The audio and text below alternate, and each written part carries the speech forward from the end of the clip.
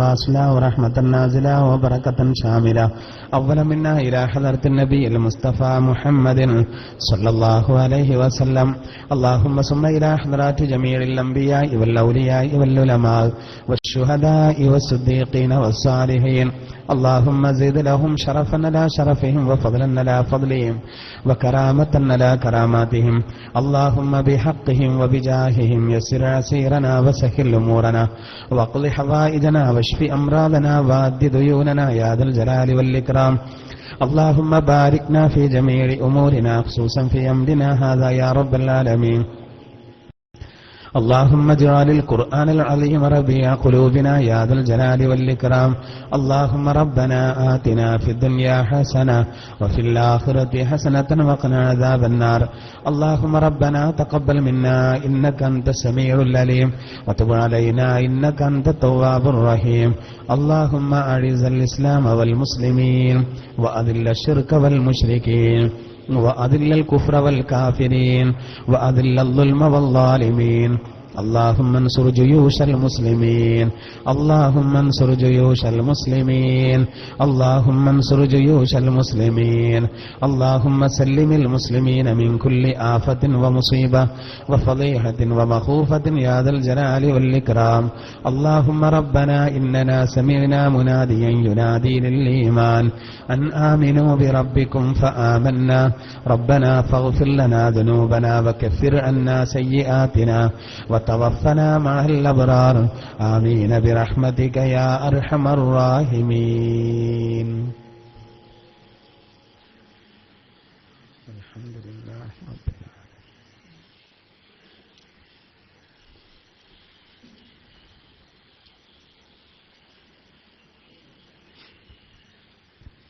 السلام عليكم ورحمة الله وبركاته.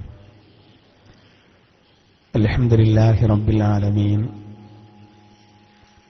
والصلاة والسلام على أشرف المرسلين وعلى آله وصحبه أجمعين. أما بعد.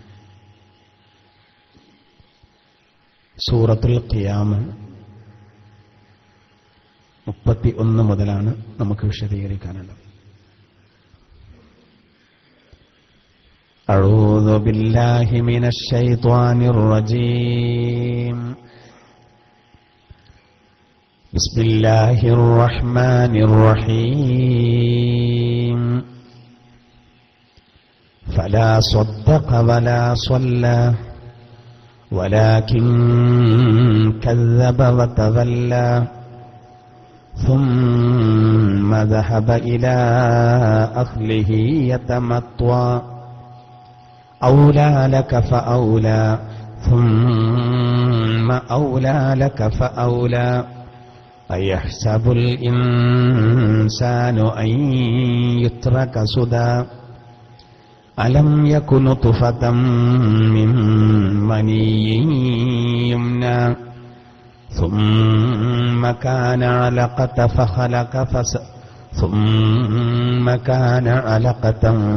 فخلق فسوى فجعل منه الزوجين الذكر والأنثى أليس ذلك بقادر على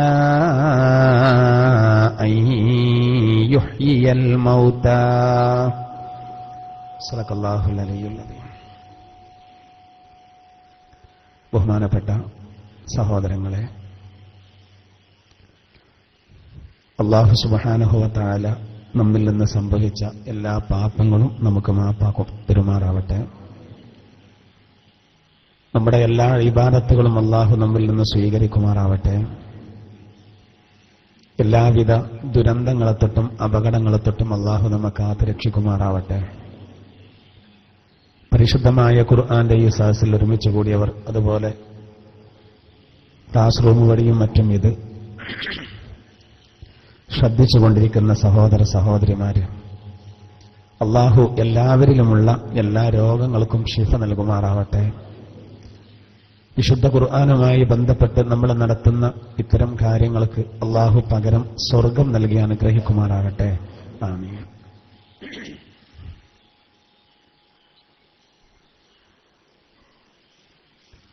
സൂറത്തുൽ ഖിയാമയാണ് നമ്മൾ വിശദീകരിച്ചു വരുന്നത്.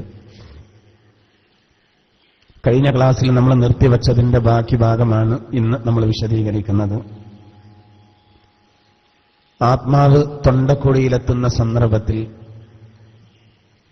ഏതൊരാളുടെയും അവസ്ഥ അള്ളാഹു വിശദീകരിക്കുന്ന ഭാഗമാണ് കഴിഞ്ഞ ആഴ്ച നമ്മൾ സംസാരിച്ചത്. ഈ സൂറത്തിന്റെ അവസാന ഭാഗം അള്ളാഹു സുബ്ഹാനഹു വ തആല വളരെ പ്രധാനപ്പെട്ട ചില വിഷയങ്ങൾ,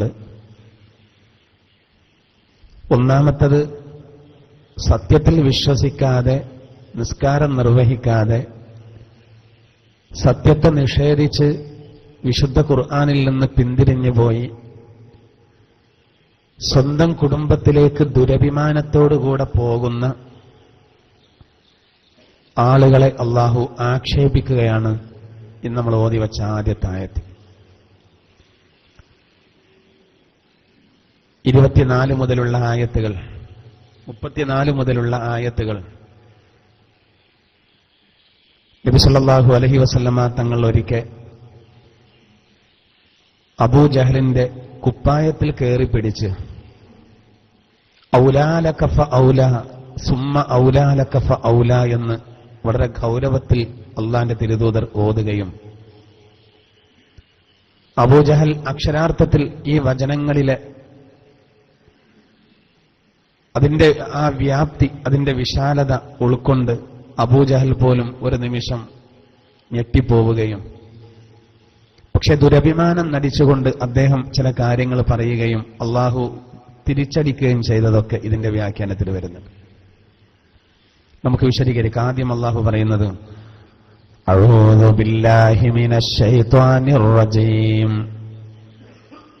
ബിസ്മില്ലാഹിർ റഹ്മാനിർ റഹീം ഫലാ സ്വദ്ദഖ വലാ സ്വല്ലാ വലാകിൻ കസ്സബ വതവല്ലാ ثم ذهب إلى أهله يتمطى أولى لك فأولى ثم أولى لك فأولى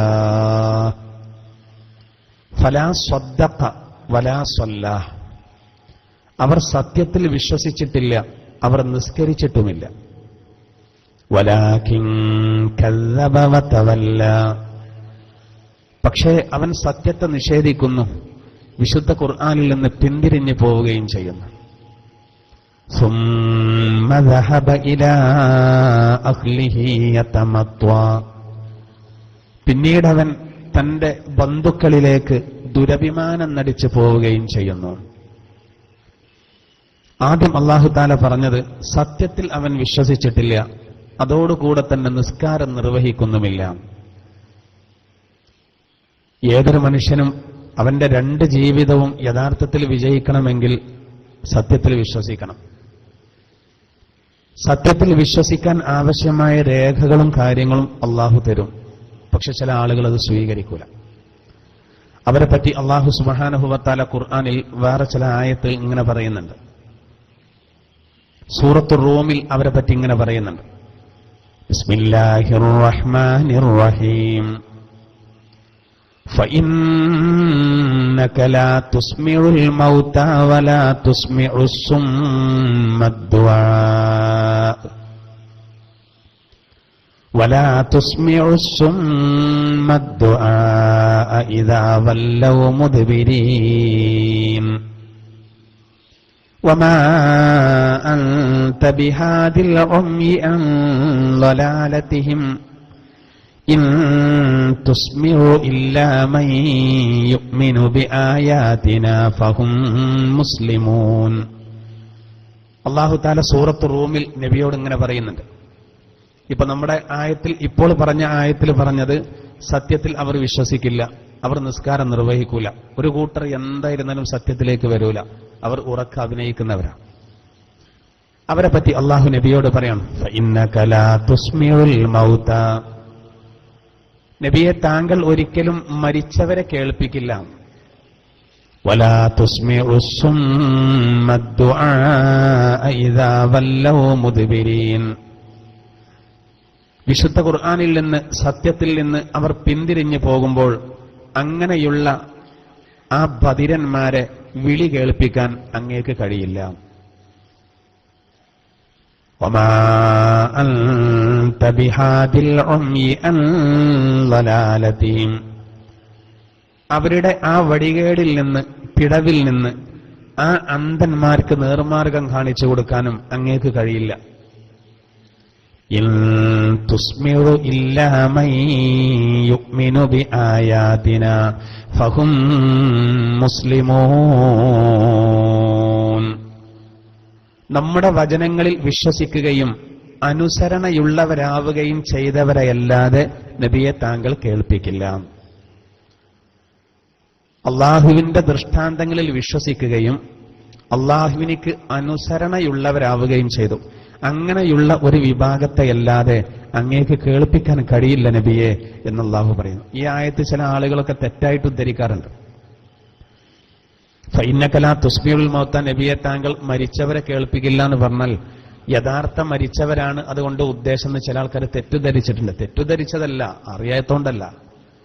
കാരണം ആ ആയത്ത് മുഴുവനും ഓതിയാൽ ആ ധാരണ തീരും.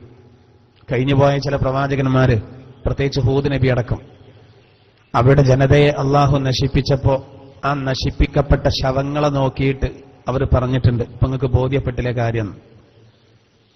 മരിച്ചു കിടക്കുന്ന ആളുകളോട് സംസാരിക്കാൻ.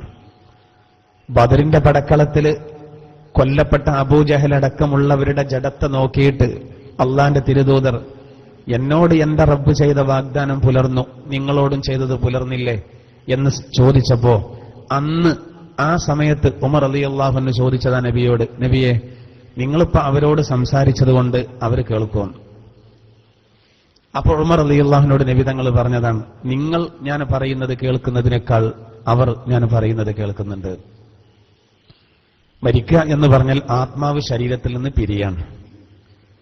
പിന്നെ ആത്മാവ് പല കോലത്തിലും ആ ശരീരവുമായി ബന്ധപ്പെടുന്നുണ്ട്. അത് മറ്റൊരു മേഖലയാണ്. ഇവിടെ പറയുന്ന അതല്ല, ഹൃദയം മരിച്ചവരെ പറ്റിയാ പറയുന്നത്. അല്ലാതെ മരിച്ചു കിടക്കുന്ന ആള് പിന്തിരിഞ്ഞു പോകില്ലല്ലോ. ഹൃദയം മരിച്ച ആള്, ഹൃദയമുണ്ട് പക്ഷെ എന്തില്ല, സത്യം ഉൾക്കൊള്ളാനുള്ള കഴിവില്ല. കണ്ണുണ്ട്, സത്യം കാണുന്നില്ല. കാതുണ്ട്, സത്യം കേൾക്കുന്നില്ല. അവരെ പറ്റിയാണ് പറയുന്നത്.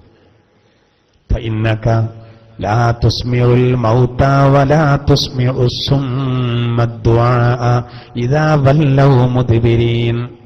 സത്യത്തിൽ നിന്ന് അവർ പിന്തിരിഞ്ഞു പോകുമ്പോൾ ആ ബദിരന്മാരെ കേൾപ്പിക്കാൻ, ആ മരിച്ചവരെ കേൾപ്പിക്കാൻ അങ്ങേക്ക് കഴിയില്ല. യഥാർത്ഥത്തിൽ മരിച്ചവരല്ല അവിടെ ഉദ്ദേശം, ഒരു ചർച്ചയല്ല. യഥാർത്ഥത്തിൽ മരിച്ച ആള് കേൾക്കും, പക്ഷെ പ്രതികരിക്കൂല. ഇവിടെ പ്രതികരണശേഷിയുള്ള ഒരു വിഭാഗത്തെ പറ്റിയാണ് പറയുന്നത്.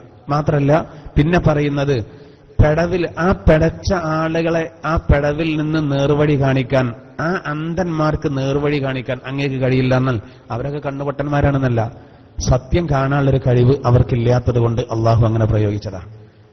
പിന്നെ ആരാണിത് കേൾക്കുക?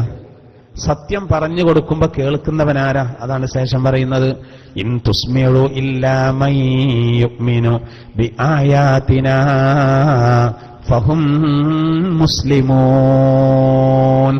നമ്മുടെ വചനങ്ങളിൽ വിശ്വസിച്ച് അനുസരണയുള്ള ഒരു വിഭാഗം, അവർ മാത്രമേ ഇത് കേൾക്കുള്ളൂ. അതുകൊണ്ടാണല്ലോ വിശുദ്ധ ഖുർആനിൽ സൂറത്തുൽ ബഖറയിൽ അള്ളാഹു പറയുന്നുണ്ട്, ഫലാ തമൂതുന്ന ഇല്ലാ വഅൻതും മുസ്ലിമൂൻ. നിങ്ങൾ മുസ്ലിങ്ങളായിട്ടല്ലാതെ മരിക്കാൻ പാടില്ല എന്നാണ്. മരിക്കുകയാണെങ്കിൽ മുസ്ലിമായിട്ട് മരിക്കണം എന്നാണ്. ഒരു യാത്ര നടത്തുന്ന ഒരാളുണ്ടല്ലോ, ഒരു കറുത്ത പുള്ളി. കാരണം പള്ളി ഒഴിവാക്കുക നല്ലത്, അയാളെ ഒഴിവാക്കും. അത് കാരണം പള്ളി എന്ന് കേൾക്കുമ്പോൾ ഒരു ബേജാറുണ്ടാവും. മനസ്സ് വളരെ കുടുസായ, വളരെ കറുത്തുപോയ ചില ആളുകളുണ്ട്. സാധാരണ കേരളത്തിന്റെ പുറത്താണ് അങ്ങനെ ഉണ്ടാവാറ്, ഉത്തരേന്ത്യൻ സംസ്ഥാനങ്ങളിൽ. ഇപ്പൊ നമ്മുടെ കേരളത്തിലും ഒരു വിദ്വാൻ അതിനുണ്ടായി. മനുഷ്യകോലം കെട്ടി, തോല് ആട്ടിന്റെ തോലാണ്, പക്ഷെ ചെന്നായന്റെ സ്വഭാവം എടുക്കുന്നത്. ചെണ്ടക്ക് പറ്റൂല, ആജാതി കട്ടിള്ള കട്ടുകട്ടിള്ള അങ്ങനെയുള്ള ആളുകളുണ്ട്.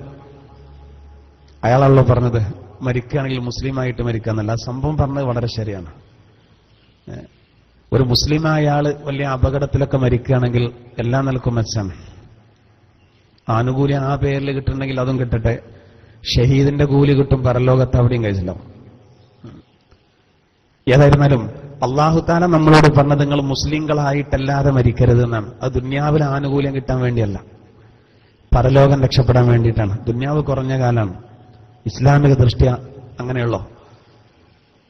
ഈമാൻ മാത്രം പോരാ, അനുസരണ വേണം. യഥാർത്ഥത്തിൽ മുസ്ലിം ആകണം. അതാണ് ഇബ്രാഹിം നബിയും അതുപോലെ തന്നെ യാക്കൂബ് നബിയും ഒക്കെ തന്റെ മക്കളോട് വസിയ്യത്ത് ചെയ്തത് അല്ലാഹു തആല സൂറത്തുൽ ബഖറയിലൂടെ എടുത്തു ധരിക്കുന്നുണ്ട്. അവർ പറഞ്ഞത് മുസ്ലിമായിട്ടല്ലാതെ മരിക്കാൻ പാടില്ല എന്നാണ്. അള്ളാഹുവിലേക്ക് പരിപൂർണമായിട്ട് അനുസരണയുള്ള രൂപത്തിലാകണം മരിക്കുന്നത്. ഇതാണ് അല്ലാഹു തആല ഖുർആനിലൂടെ പറയുന്നത്.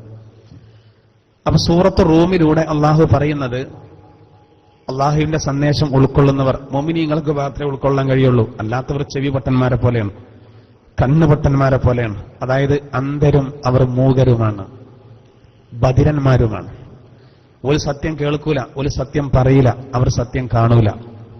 അവരുടെ ഹൃദയത്തിനും അന്ധത ബാധിച്ചു. അതായത് അബോധാവസ്ഥയിലായതുപോലെയാണ് എന്നാണ് പരിശുദ്ധ ഖുർആനിൽ തന്നെ അല്ലാഹു തആല മറ്റൊരായത്തിൽ പറയുന്നത്. ഒരു ബോധമില്ലാത്തതുപോലെയാണ്. അതാണ് ഇവിടെയും അല്ലാഹു പറയുന്നത്, ഫലാ സ്വദ്ദഖ വലാ സ്വല്ല. അവർ സത്യത്തിൽ വിശ്വസിച്ചിട്ടില്ല, അതുപോലെ നിസ്കരിച്ചിട്ടുമില്ല. അപ്പൊ സത്യത്തിൽ വിശ്വസിച്ചാൽ മാത്രം പോരാ, നിസ്കാരം വളരെ പ്രധാനപ്പെട്ടതാണ്.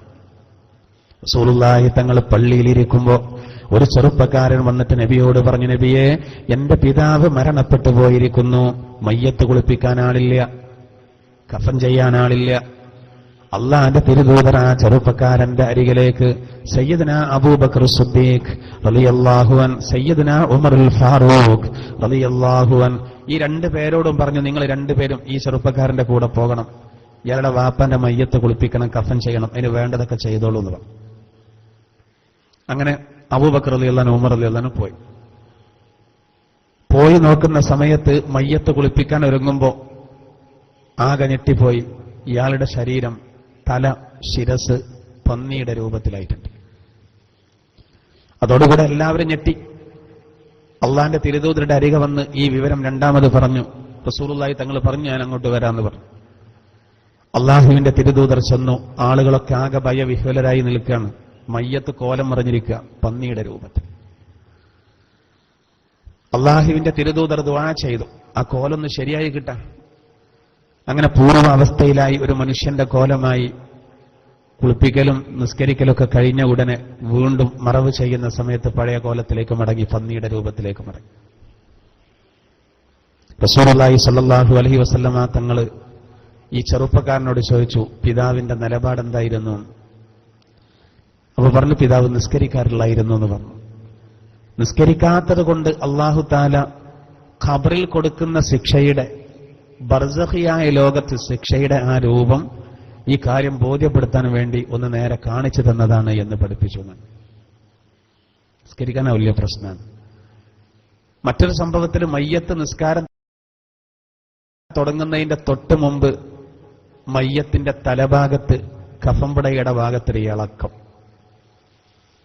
അബൂബക്കർ സിദ്ദീഖ് റളിയല്ലാഹു അൻഹുവിനോട് നബി തങ്ങൾ നോക്കാൻ പറഞ്ഞു. നോക്കുമ്പോ ഒരു പാമ്പ് കഴുത്തിലിങ്ങനെ ചുറ്റിപ്പണഞ്ഞ് കിടക്കുന്നുണ്ട്. പാമ്പ് പുറത്തുനിന്ന് വന്നതായിരിക്കും എന്ന് കരുതി അബൂബക്കർ റളിയല്ലാഹു അൻഹു അതിനെ അടിച്ചപ്പോ ആ പാമ്പ് സംസാരിച്ചുവെന്ന് ഹദീസിൽ കാണാം. അഷ്ഹദു അല്ലാ ഇലാഹ ഇല്ലല്ലാഹ് വ അഷ്ഹദു അന്ന മുഹമ്മദർ റസൂലുള്ളാഹ് എന്ന് പറഞ്ഞതിന്റെ ശേഷം അബൂബക്കർ റളിയല്ലാഹു അൻഹു ചോദിച്ചു, എന്തിനെ എന്നെ മർദ്ദിച്ചു? നിസ്കാരം ഉപേക്ഷിച്ചതുകൊണ്ട് ഇയാളെ ശിക്ഷിക്കാൻ വേണ്ടി അള്ളാഹു എന്നോട് കൽപ്പിച്ചതാണ്, ഏൽപ്പിച്ചതാണ്. അദ്ദേഹം നിസ്കരിച്ചില്ല, സക്കാത്ത് കൊടുത്തില്ല, പണ്ഡിതന്മാരുടെ വാക്ക് സ്വീകരിച്ചില്ല. ഈ 3 കാര്യങ്ങളാണ് അദ്ദേഹത്തിന് ആ ശിക്ഷ വരാൻ കാരണമെന്ന് ഈ പാമ്പ് സംസാരിച്ചുവെന്ന് തഫ്സീറിന്റെ ഗ്രന്ഥങ്ങളിൽ കാണാം. അപ്പൊ നിങ്ങൾ ആലോചിച്ച് നോക്കൂ, എത്ര ഗൗരവമുള്ള കാര്യമാണ്. നിസ്കരിക്കാത്ത എത്ര പേര് മരിച്ചു പോകുന്നു, നിസ്കാരത്തിന്റെ കാര്യത്തിൽ ശ്രദ്ധയില്ലാത്ത എത്ര പേർ മരിച്ചു പോകുന്നു. നമ്മൾ അറിയുന്നുണ്ടോ അവരുടെ ഖബറിലെ അവസ്ഥ? എത്ര ഗൗരവമുള്ള വിഷയമാണ്. സൂറത്ത് ദുഹാന്റെ ലാസ്റ്റ് ഭാഗത്ത് ഒരായത്തിന്റെ വിശദീകരണത്തിൽ കാണാൻ സാധിക്കും, നിസ്കാരം ഉപേക്ഷിക്കുകയും അത് ഖലാ വീട്ടണം എന്നുള്ള ഒരു ചിന്ത ഇല്ലാതിരിക്കുകയും ചെയ്താൽ കാഫിറാകാനുള്ള സാധ്യതയുണ്ട്. അള്ളാഹു നമ്മളെ കാത്തുരക്ഷിക്കുമാറാവട്ടെ. മറ്റൊരു കർമ്മം പോലെയല്ല. ശരീരം അള്ളാഹുവിനിക്ക് കൃത്യമായിട്ടൊരാൾ സമർപ്പിക്കുകയാണ്. ഒരു മാറ്റല്ല. ഇടതടവില്ലാതെ ചെയ്യേണ്ട ഇബാദത്ത് യുദ്ധക്കളത്തിൽ പോലും ഒഴിവില്ല. നോക്കൂ നിങ്ങൾ, യുദ്ധക്കളത്തിൽ പോലും അതിസങ്കീർണമായ ഘട്ടത്തിൽ പോലും ഒഴിവില്ലാത്ത ഇളവില്ലാത്തൊരു സംഗതിയാണ് നിസ്കാരം. ഇളവുണ്ട്, യാത്രക്കാരന് ചില ഇളവുകളുണ്ട്, നല്ല നിസ്കാരം ഒഴിവാക്കാൻ വകുപ്പില്ല. ചെറിയൊരു പനി, ഡോക്ടർ റെസ്റ്റ് വേണമെന്ന് പറഞ്ഞാൽ നിസ്കാരം ഒഴിവാക്കുന്നവരാണ് അധിക പേരും. ബാക്കിയൊക്കെ നടക്കും, നിസ്കാരം നടക്കില്ല. ബാക്കിയൊക്കെ നടക്കും, എല്ലാ കാര്യങ്ങളും ഉണ്ടാവും, പക്ഷെ നിസ്കാരം മാത്രം ഒഴിവാക്കും. ഫുട്ബോൾ മത്സരം കാണാൻ ഗ്യാലറിയിൽ പോയിരിക്കും. കളി കഴിഞ്ഞ് മടങ്ങുമ്പോൾ പള്ളിയുടെ മുന്നിലൂടെ പോകുമ്പോൾ മോനേട മഗ്‌രിബ് നിസ്കരിച്ചിട്ട് പോയാൽ പോരെ എന്ന് ചോദിച്ചാൽ എനിക്കറിയില്ലേ, ഡോക്ടർ റെസ്റ്റ് വേണമെന്ന് പറഞ്ഞിട്ടുണ്ടെന്ന് അറിയാം. 4 കവുങ്ങ് പൊളിച്ചു വെച്ച് അയ്മലായിരുന്നു 2 മണിക്കൂർ ഇതുവരെ ഇരുന്നത്. ഇവിടെ കാർപ്പറ്റിൽ സുഖമായിട്ട് വന്ന് നിസ്കരിച്ചു പോകാം, പക്ഷെ മനസ്സില്ല. സഹോദര, ചിന്തിക്കണം. അല്ലാഹു തആല പറയുന്നത് ഫലാ സ്വദ്ദഖ വലാ സ്വല്ലാ. അവർ നിസ്കരിച്ചിട്ടില്ല, അവർ സത്യത്തിൽ വിശ്വസിച്ചിട്ടില്ല. അതാണ് അവരുടെ പ്രശ്നം. അപ്പൊ നിസ്കാരത്തിന്റെ കാര്യത്തിൽ അതീവ ശ്രദ്ധ വേണം. പിന്നെ അവരുടെ സ്വഭാവം എന്താ? വലാകിൻ കദ്ദബ വതവല്ലാ. പക്ഷേ അവർ സത്യത്തെ നിഷേധിച്ചു, അതുപോലെ സത്യത്തിൽ നിന്ന് അവർ പുറംതിരിഞ്ഞു പോവുകയും ചെയ്തു. സത്യത്തെ അവർ നിഷേധിക്കുകയും അവർ സത്യത്തിൽ നിന്ന്, ഖുർആനിൽ നിന്ന് അവർ പിന്തിരിഞ്ഞു പോയി. അതായത് മൈൻഡ് ചെയ്തില്ല, അതിനെ അവഗണിച്ചു കളഞ്ഞു. ഇതും അവരുടെ ഒരു സ്വഭാവമാവുന്നു. പണി ഒന്ന് കൂട്ടല്ലേ, ഇത് ഈ മോണിറ്റർ ഒന്ന് കൂട്ടാണ് കുറച്ച്.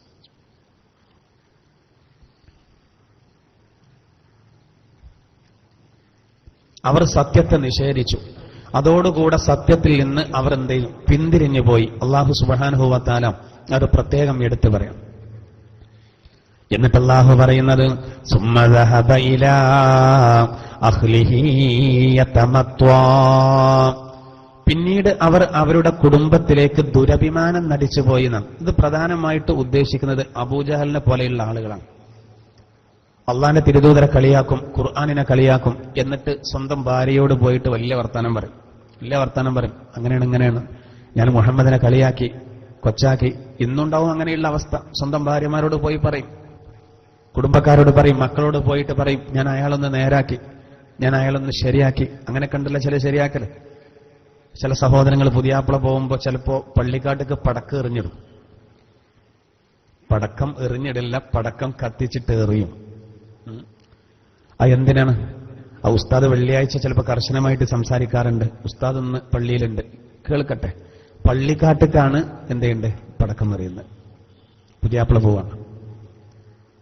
നമ്മൾ പറ്റടി പോയിട്ടുണ്ട് ആ വിഷയത്തിൽ, തീരെ ശ്രദ്ധയില്ല.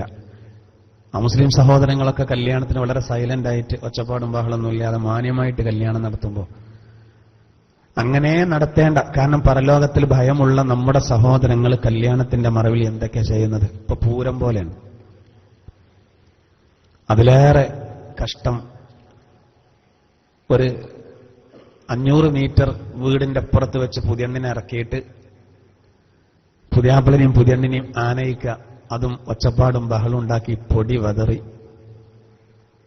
തെരഞ്ഞെടുപ്പിൽ ജയിച്ച് പ്രകടനം പോകും പോലെ.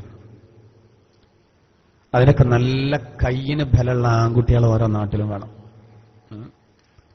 ഈ ജാതി സാധനങ്ങൾക്കിട്ട് 4 പൊട്ടിക്കാൻ ആൺകുട്ടികൾ വേണം. എന്നാ നിൽക്കും, ആരും പറയാനില്ല. അധിക മഹലിലും എന്തേലും ആയിക്കോട്ടെ എന്ന് പറയാം. അങ്ങനല്ല. അങ്ങനെയൊക്കെ പെൺകുട്ടികളെ അപമാനിക്കുമ്പോൾ, ആ രൂപത്തിലാക്കുമ്പോൾ അതിന് വേണ്ടത് നല്ല അടിയാ.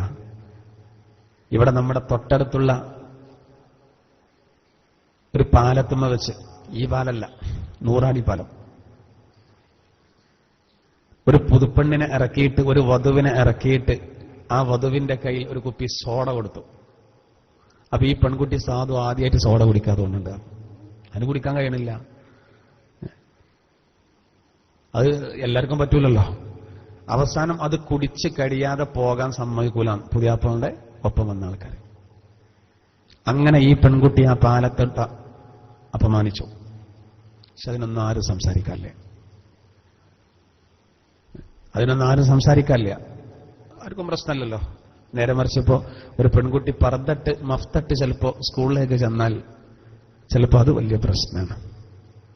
കോപ്പി അടിക്കാൻ സാധ്യത നിൽക്കുന്നതാണ്. പർദ്ദട്ടാല് അഴിച്ചിട്ട് പോയാൽ മതി, എന്നാൽ ഒരു കോപ്പി അടി ഉണ്ടാവില്ല. ശരിക്ക് കാണാൻ എവിടെയെങ്കിലും കോപ്പി പാത്ത് വെച്ചിട്ടുണ്ടോ? വേണ്ടതിന് പറയാൻ ആളുകളില്ല സഹോദര, അല്ലാത്തതിന് പറയാൻ ഇഷ്ടം പോലെ ആളുകളുണ്ട്. ഞാൻ പറയുന്നത് വളരെയധികം ശ്രദ്ധിക്കണം. അപ്പോൾ നമ്മൾ കളിയാക്കാൻ വേണ്ടി പല വഴികളും സ്വീകരിക്കലുണ്ട്. അവിശ്വാസത്തിന്റെ അടയാളമാണ് ഈമാനില്ലാത്തതിന്റെ. കാരണം അല്ലാഹു തആല ഈമാനില്ലാത്തവരെ പറ്റി പറയാണ്, സുമ്മ ദഹബ ഇലാ അഹ്ലിഹി യതമത്വാ. അവർ അവരുടെ അഹ്ലിലേക്ക് മടങ്ങി. എങ്ങനെ? അവൻ അല്ലാഹു തആല അവരെ പറ്റി പറയാണ്, ആ സത്യത്തിൽ നിന്ന് പിന്തിരിഞ്ഞു പോകുന്നവൻ ദുരഭിമാനം നടിച്ചുകൊണ്ട്. എന്നിട്ട് അല്ലാഹു പറയാണ്, ഔലാ ലക ഫഔലാ സുമ്മ ഔലാ ലക ഫഔലാ. ഇതൊരു പ്രത്യേക പ്രയോഗമാണ്. അറബികൾക്ക് ഉണ്ടായിരുന്നൊരു പ്രയോഗം, അതിന്റെ അതേ രൂപത്തിൽ അല്ലാഹു പ്രയോഗിക്കാം. ഔലാ ലക ഫഔലാ, നീ വെറുക്കുന്ന കാര്യം നിന്നിലേക്ക് എത്തിയിരിക്കുന്നു. ഫഔലാ, അത് നിന്നോട് ഏറ്റവും ബന്ധപ്പെട്ടത് തന്നെയാണ്. സുമ്മ ഔലാ ലക ഫഔലാ, വീണ്ടും നീ വെറുക്കുന്നത് നിന്നെ സമീപിച്ചിരിക്കുന്നു, എന്നോടടുത്തിരിക്കുന്നു. അത് നിന്നോട് ഏറ്റവും ബന്ധപ്പെട്ടത് തന്നെയാണ്, നിനക്ക് ഏറ്റവും അനുയോജ്യമായത് തന്നെയാണ്. ഈ ആയത്ത്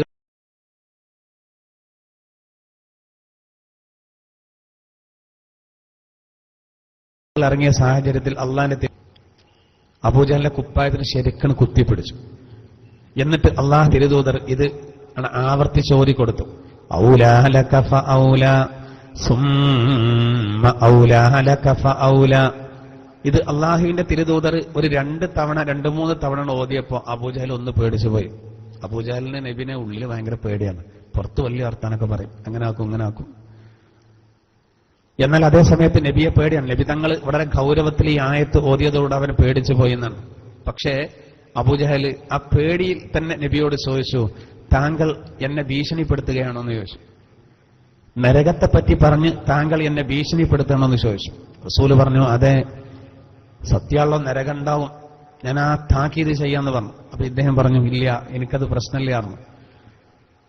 അറേബ്യയിൽ ഏറ്റവും ഇസ്സത്തുള്ളവനും, അതായത് അസീസും കരീമും ഞാനാണെന്ന് പറഞ്ഞു.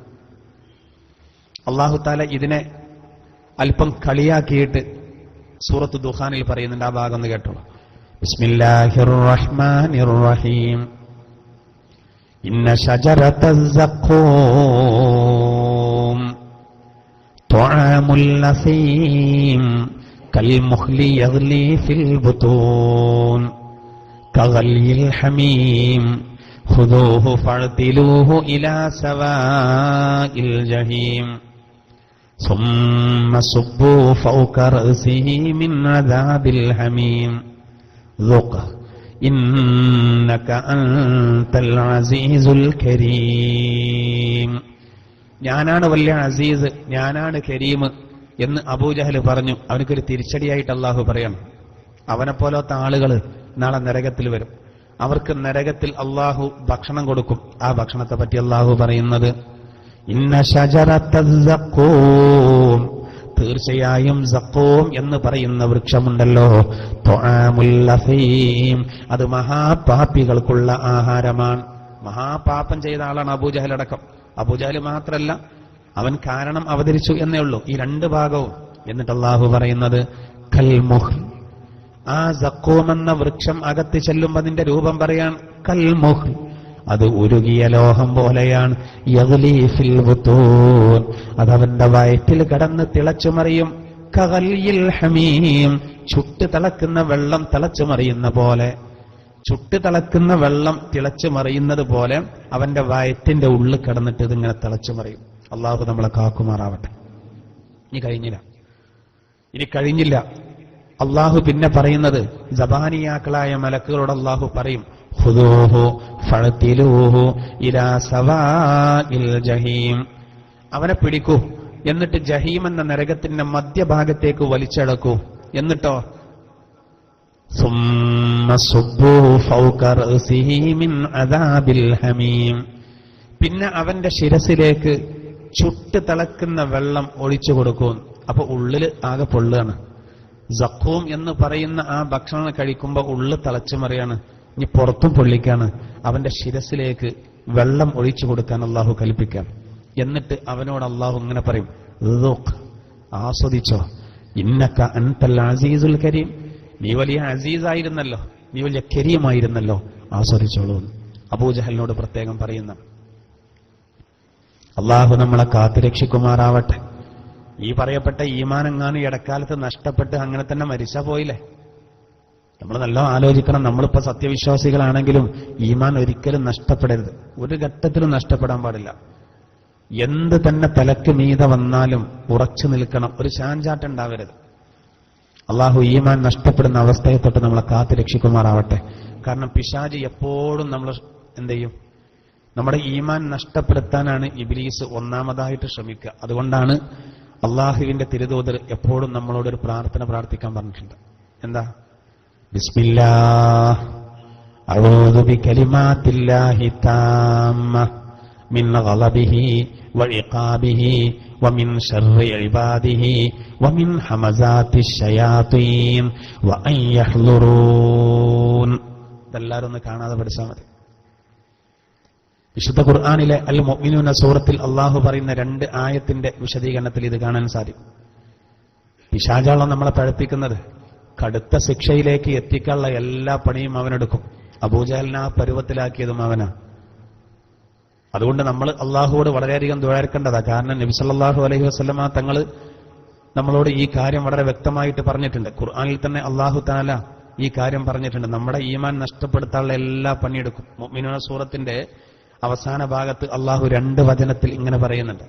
ബിസ്മില്ലാഹിർ റഹ്മാനിർ റഹീം വഖുർ റബ്ബി അഊദു ബിക മിൻ ഹമസാത്തിശ് ശയാത്തീൻ വഅഊദു ബിക റബ്ബി അൻ യഹ്ളുറൂൻ.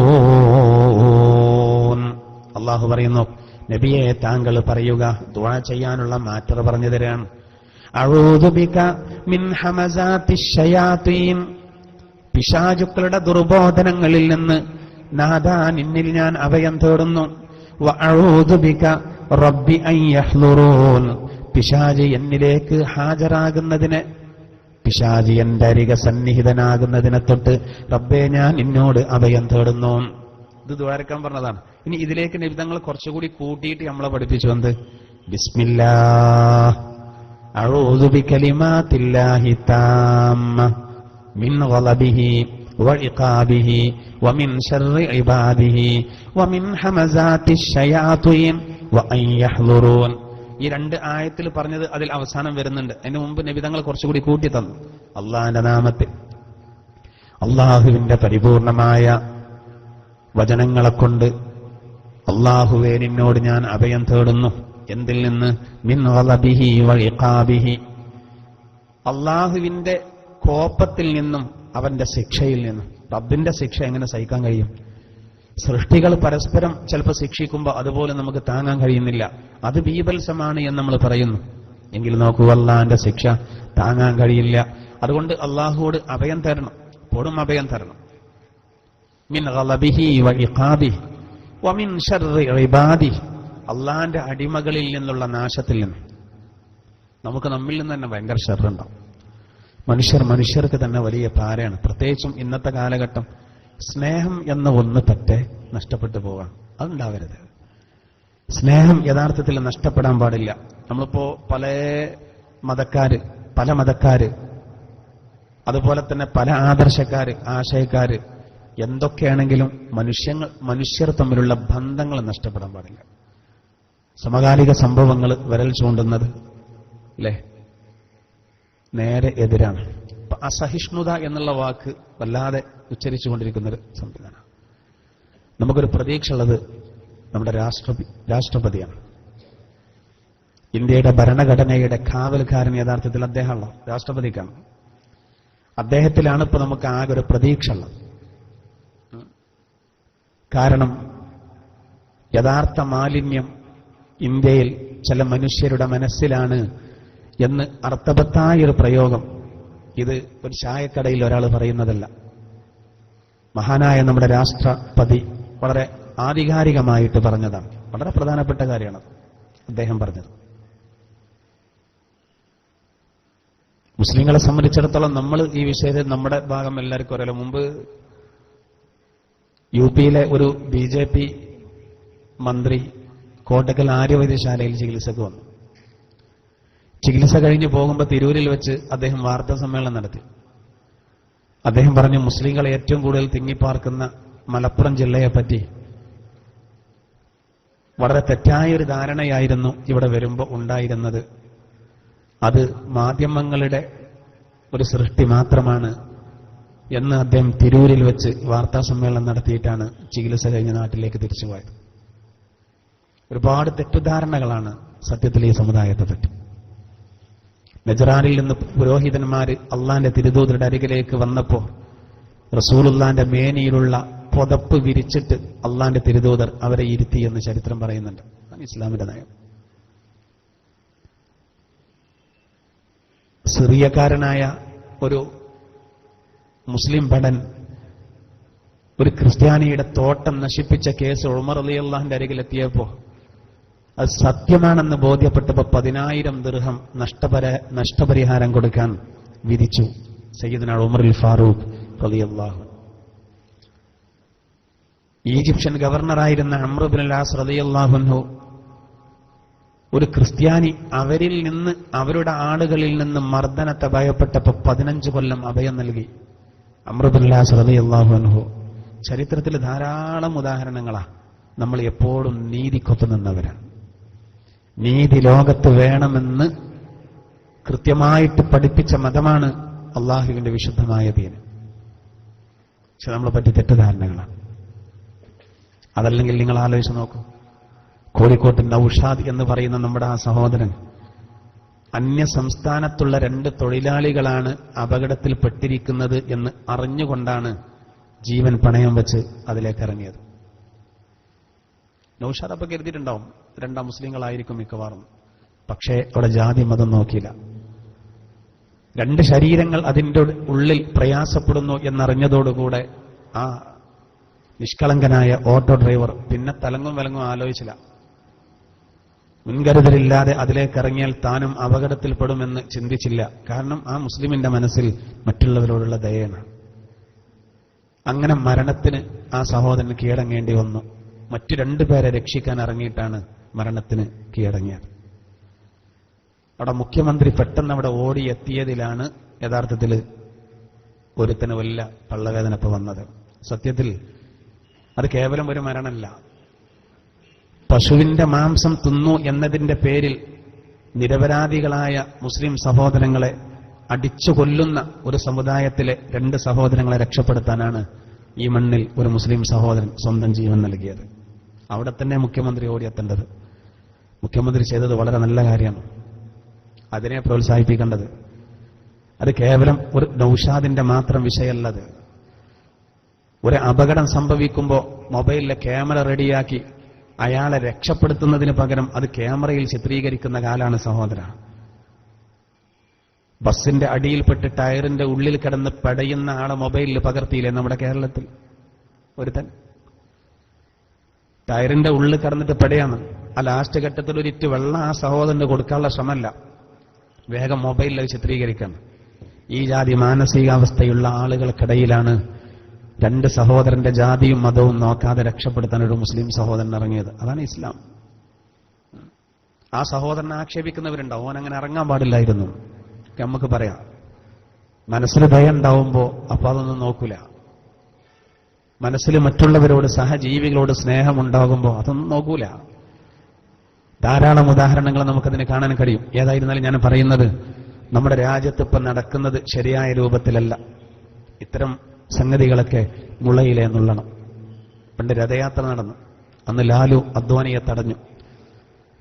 കാരണം ഈ രൂപത്തിലുള്ള ചില പരാമർശങ്ങളും കാര്യങ്ങളും അന്നും നടന്നത്. ഇന്ന് ഒരു കേസെടുക്കാനെങ്കിലും തയ്യാറായി എന്നുള്ളത് സന്തോഷകരമായ കാര്യമാണ്. ഇനി ആർക്കും അങ്ങനെ ഒരു പൂതി കേരളത്തിൽ ഉണ്ടാവരുത്.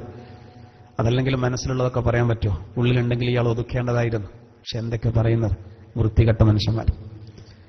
ഞാൻ കൂടുതൽ അതിലേക്ക് വരുന്നില്ല. നമ്മളിപ്പുണ്ടല്ലോ, ഏത് കാര്യത്തിലും നമ്മളൊരു മിതത്വം പാലിക്കണം. ഇപ്പോൾ തെരഞ്ഞെടുപ്പിലൊക്കെ ജയിച്ചവർ പരാജയപ്പെട്ടവർക്കെതിരെ എന്തൊക്കെയാ വിളിക്കുന്നത്?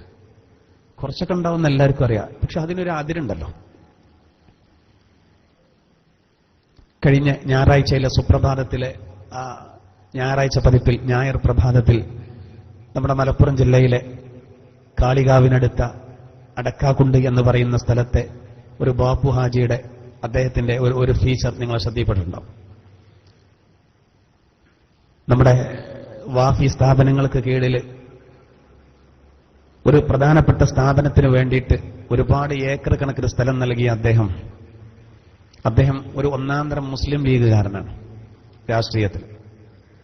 അതേസമയം അദ്ദേഹം മതപരമായ വിഷയത്തിൽ സമസ്ത കേരള ജമിയത്തുൽ ഉലമയെ അംഗീകരിക്കുന്ന ആ വിഷയത്തിൽ അദ്ദേഹത്തിന് മാർഗദർശനം നൽകിയത് മർഹൂം കെ ടി മാനു മുസ്ലിയാരാണ്. പക്ഷെ അദ്ദേഹത്തിന്റെ ഏറ്റവും അടുത്ത സുഹൃത്ത് ഏറനാട്ടിലെ ചഗുവേര എന്ന് പറയുന്ന സഖാവ് കുഞ്ഞാലിയാണ്. ഇതാണ് സൗഹൃദം എന്ന് പറയുന്നത്. അദ്ദേഹം ഒന്നാന്തരം മുസ്ലിം ലീഗുകാരനാണ്. സമസ്ത കേരള ജമിയത്തുൽ ഉലമയുടെ ആദർശങ്ങൾ പരിപൂർണമായിട്ട് അംഗീകരിക്കുന്ന ആളാണ്. സയ്യിദ് ഹൈദരലി ശിഹാബ് തങ്ങളുടെ നിർദ്ദേശപ്രകാരമാണ് 15 ഏക്കറോളം സ്ഥലം അദ്ദേഹം ഇപ്പോ നമ്മുടെ സ്ഥാപനത്തിന് വേണ്ടി കൊടുത്തത്. പക്ഷെ അദ്ദേഹത്തിന്റെ ഏറ്റവും അടുത്ത കൂട്ടുകാരനായിരുന്നു സഖാവ് കുഞ്ഞാലി എന്നാണ്. അപ്പൊ എന്തൊക്കെയാണെങ്കിലും അഭിപ്രായ വ്യത്യാസങ്ങൾ ഉണ്ടെങ്കിലും മനുഷ്യന്മാർ തമ്മിലുള്ള ബന്ധം വളരെ പ്രധാനപ്പെട്ടതാണെന്നാണ് ഞാൻ പറഞ്ഞത്. എന്തൊക്കെ അഭിപ്രായ വ്യത്യാസങ്ങൾ ഉണ്ടെങ്കിൽ അതിനൊക്കെ ഒരു കണക്കുണ്ട്. ഇപ്പൊ ചില ആളുകളൊക്കെ സംസാരിക്കുന്ന സമയത്ത് ഒരാളെ വ്യക്തിപരമായിട്ട് എടുത്തിട്ട് വല്ലാതെ ആക്ഷേപിക്കും. ഒരു ശരിയായ നിലപാടല്ലല്ലോ. ഫിത്ന പറ്റി അങ്ങനെ പറയാം.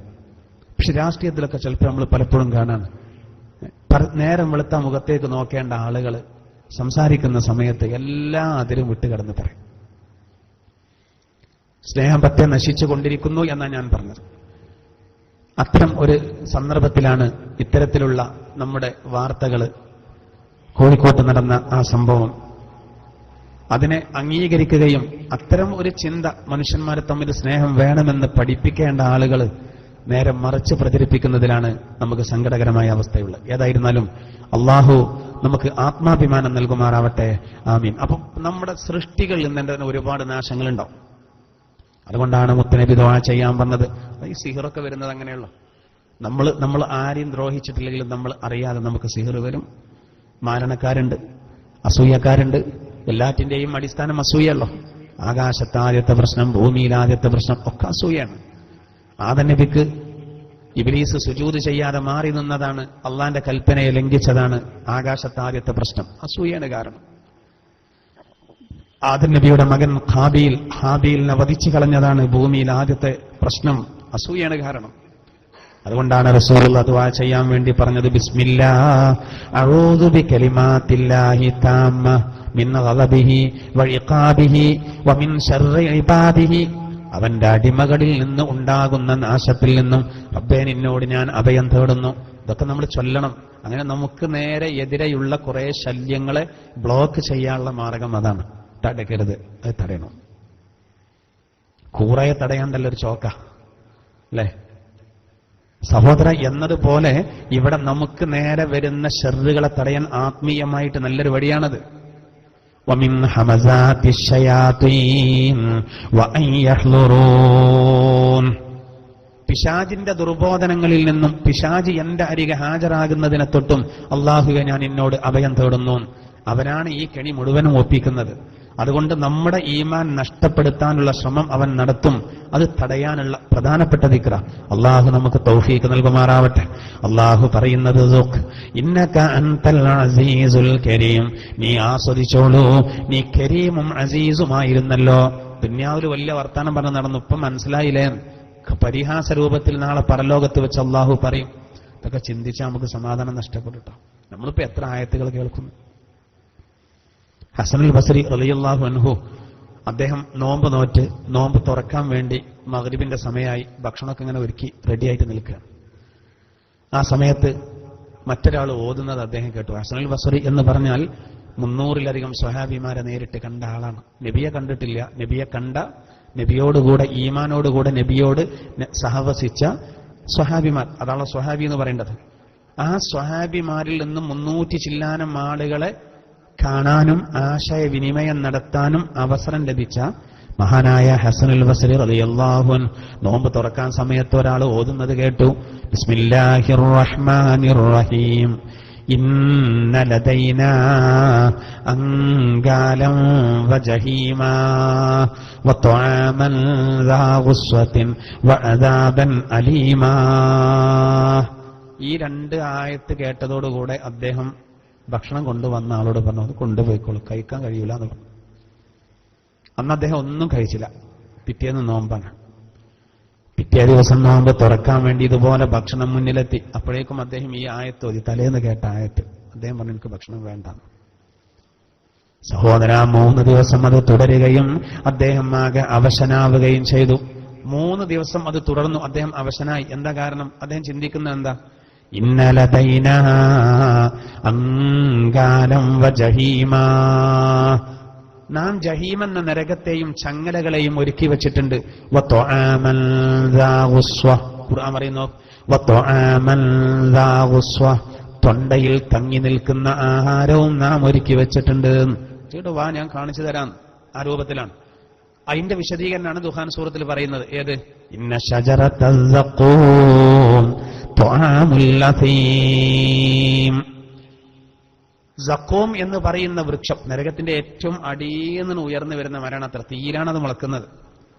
അതിന്റെ ഒരു ഇല, അതിന്റെ ഒരു കായ അള്ളാഹു ഭൂമിയിലേക്ക് പിറക്കിയാൽ ആകാശഭൂമികൾക്കിടയിലാകെ അതിന്റെ ദുർഗന്ധമുണ്ടാകുമെന്ന് മുഹമ്മദ് മുസ്തഫ സല്ലല്ലാഹു അലൈഹി വസല്ലം പറഞ്ഞില്ലേ? ഖുർആൻ പറഞ്ഞില്ലേ? കൽമുഹ്ലെന്ന ഇരുമ്പ് കമ്പിയൊക്കെ ഉരുക്കിയെടുക്കുന്ന ഫാക്ടറിയിൽ പോയി നോക്കിയാലുള്ള അവസ്ഥ എന്താ?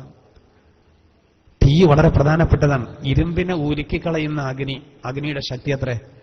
ആ ഇരുമ്പ് ഇങ്ങനെ ഉരുകി ഒലിക്കുമ്പോൾ അതിന്റെ ചൂട് എത്രയായിരിക്കും? അതിന്റെ ഒരു 70 ഇരട്ടി ചൂടൊന്ന് കൂട്ടി നോക്കൂ. അതാണ് കൽമുഹ്ൽ. ഖുർആൻ പറയും കൽമുഹ്ൽ, ഉരുകിയ ലോഹം പോലെ. യഗ്ലി ഫിൽ ബുത്തൂൻ, അത് വയറ്റിന്റെ ഉള്ളിൽ കിടന്നിട്ട് ഇങ്ങനെ തിളക്കും. ഏതുപോലെ? കഗലിൽ ഹമീം, ചുട്ട് തിളക്കുന്ന വെള്ളം പോലെ.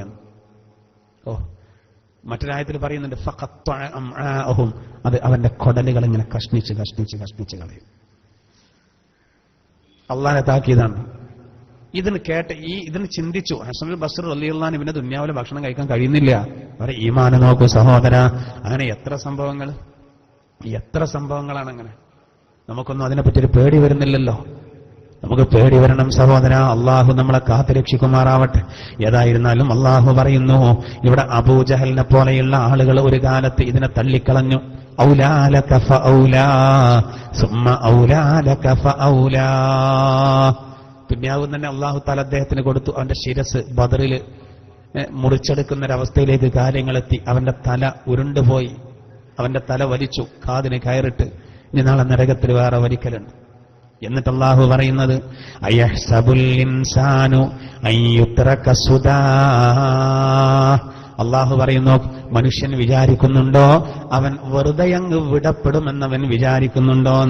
അങ്ങനെ ആരും വിചാരിക്കണ്ടെന്ന്. നോക്കൂ, അള്ളാഹു തആല പറയാണ്, മനുഷ്യൻ വെറുതെ അങ്ങ് വിടപ്പെടുമെന്ന് ആരും വിചാരിക്കണ്ടെന്ന്. ആ ചോദ്യം നോക്കൂ. അള്ളാഹു തആല നമ്മളെ പടച്ചത് വെറുതെ അല്ലല്ലോ. അതുകൊണ്ട് ആ ലൈന് വിട്ട് സഞ്ചരിച്ചാൽ അള്ളാഹു ഒരിക്കലും വെറുതെ വിടൂല. അതിന് നല്ല ശിക്ഷ ഉണ്ടാവും. അതിന് നല്ല ശിക്ഷ അള്ളാഹു നൽകും. അതിൽ യാതൊരു സംശയവുമില്ല. അള്ളാഹു തആല പറയുന്നത്, അയഹ്സബുൽ ഇൻസാനു അയ്യുത്രക സുദാ. മനുഷ്യൻ വെറുതെ അങ്ങ് വിടപ്പെടുമെന്നവന് വിചാരിക്കുന്നുണ്ടോ? ഇല്ല, വെറുതെ അങ്ങ് വിടപ്പെടൂല. നാളെ പരലോകത്ത് ഓരോരുത്തരും ചോദിക്കപ്പെടും. അനേകായിരം കോടി ആളുകൾ ഉണ്ടാകുമ്പോൾ രക്ഷപ്പെടാൻ കഴിയുമെന്ന് വിചാരിക്കാൻ പാടില്ല. ഓരോരുത്തരും നിയന്ത്രിക്കപ്പെടും എന്ന് മാത്രമല്ല സഹോദര, ഓരോരുത്തരുടെ ഒപ്പവും കൂടെയും ആരുണ്ട്? ഖുർആനിൽ അള്ളാഹു പറഞ്ഞല്ലോ, ഒരു സായിഖ്, ഒരു ഷാഹിദ്, അങ്ങനെയാണ് ഖുർആൻ പറഞ്ഞത്. മഹ്ശറയിലേക്ക് തെളിച്ചു കൊണ്ടുവരാൻ ഒരു മലക്ക്, സാക്ഷിയാകാൻ മറ്റൊരു മലക്ക്. ഒന്നും മറച്ചു വെക്കാൻ കഴിയില്ല. 2 മലക്കുകൾ പ്രത്യേകം നാളെ നമ്മൾ ആനയിക്കും. പോലീസുകാർ കൊണ്ടുപോകുന്നത് പോലെ കൊണ്ടുപോകും സഹോദര. നിഷേധിക്കാനൊന്നും കഴിയില്ല. ആരും വെറുതെ വിടപ്പെടൂല. അള്ളാഹു പടച്ചത് ഖുർആൻ പറഞ്ഞില്ലേ, വമാ ഖലഖതുൽ ജിന്ന വൽ ഇൻസ ഇല്ലാ ലിയഅ്ബുദൂൻ. അള്ളാഹു തആല പരിശുദ്ധമായ ഖുർആനിലൂടെ പറയാൻ, വമാ ഖലഖതുൽ ജിന്ന വൽ ഇൻസ ഇല്ലാ ലിയഅ്ബുദൂൻ. എനിക്ക് ആരാധിക്കാൻ വേണ്ടി മാത്രമാണ് മനുഷ്യരെയും ജിന്നുകളെയും ഞാൻ സൃഷ്ടിച്ചത്. വെറുതല്ല, അള്ളാഹ്ക്ക് ആരാധിക്കാൻ വേണ്ടി മാത്രം. അപ്പോ നമ്മളോട് എല്ലാ കാര്യങ്ങളും കൃത്യമായിട്ട് ചോദിക്കും. വെറുതെ വിടൂല. ഓരോ വിഷയത്തിലും കാൽപാദം മുന്നോട്ട് വെക്കാൻ കഴിയില്ല എന്നാണ്. പ്രത്യേകിച്ച് സമ്പത്തിനെ പറ്റിയുള്ള ചോദ്യം ഉണ്ടല്ലോ, മിൻ ഐന ഇക്തസബഹു വഫീമ അൻഫഖഹു. സമ്പാദനത്തിന്റെ രീതിയെപ്പറ്റിയും വിനിയോഗത്തിന്റെ രീതിയെപ്പറ്റിയും അള്ളാഹു കൃത്യമായിട്ട് ചോദിക്കും. അതിന് ഉത്തരം കൊടുക്കാതെ ഒരു കുട്ടിക്കും പോകാൻ കഴിയൂല.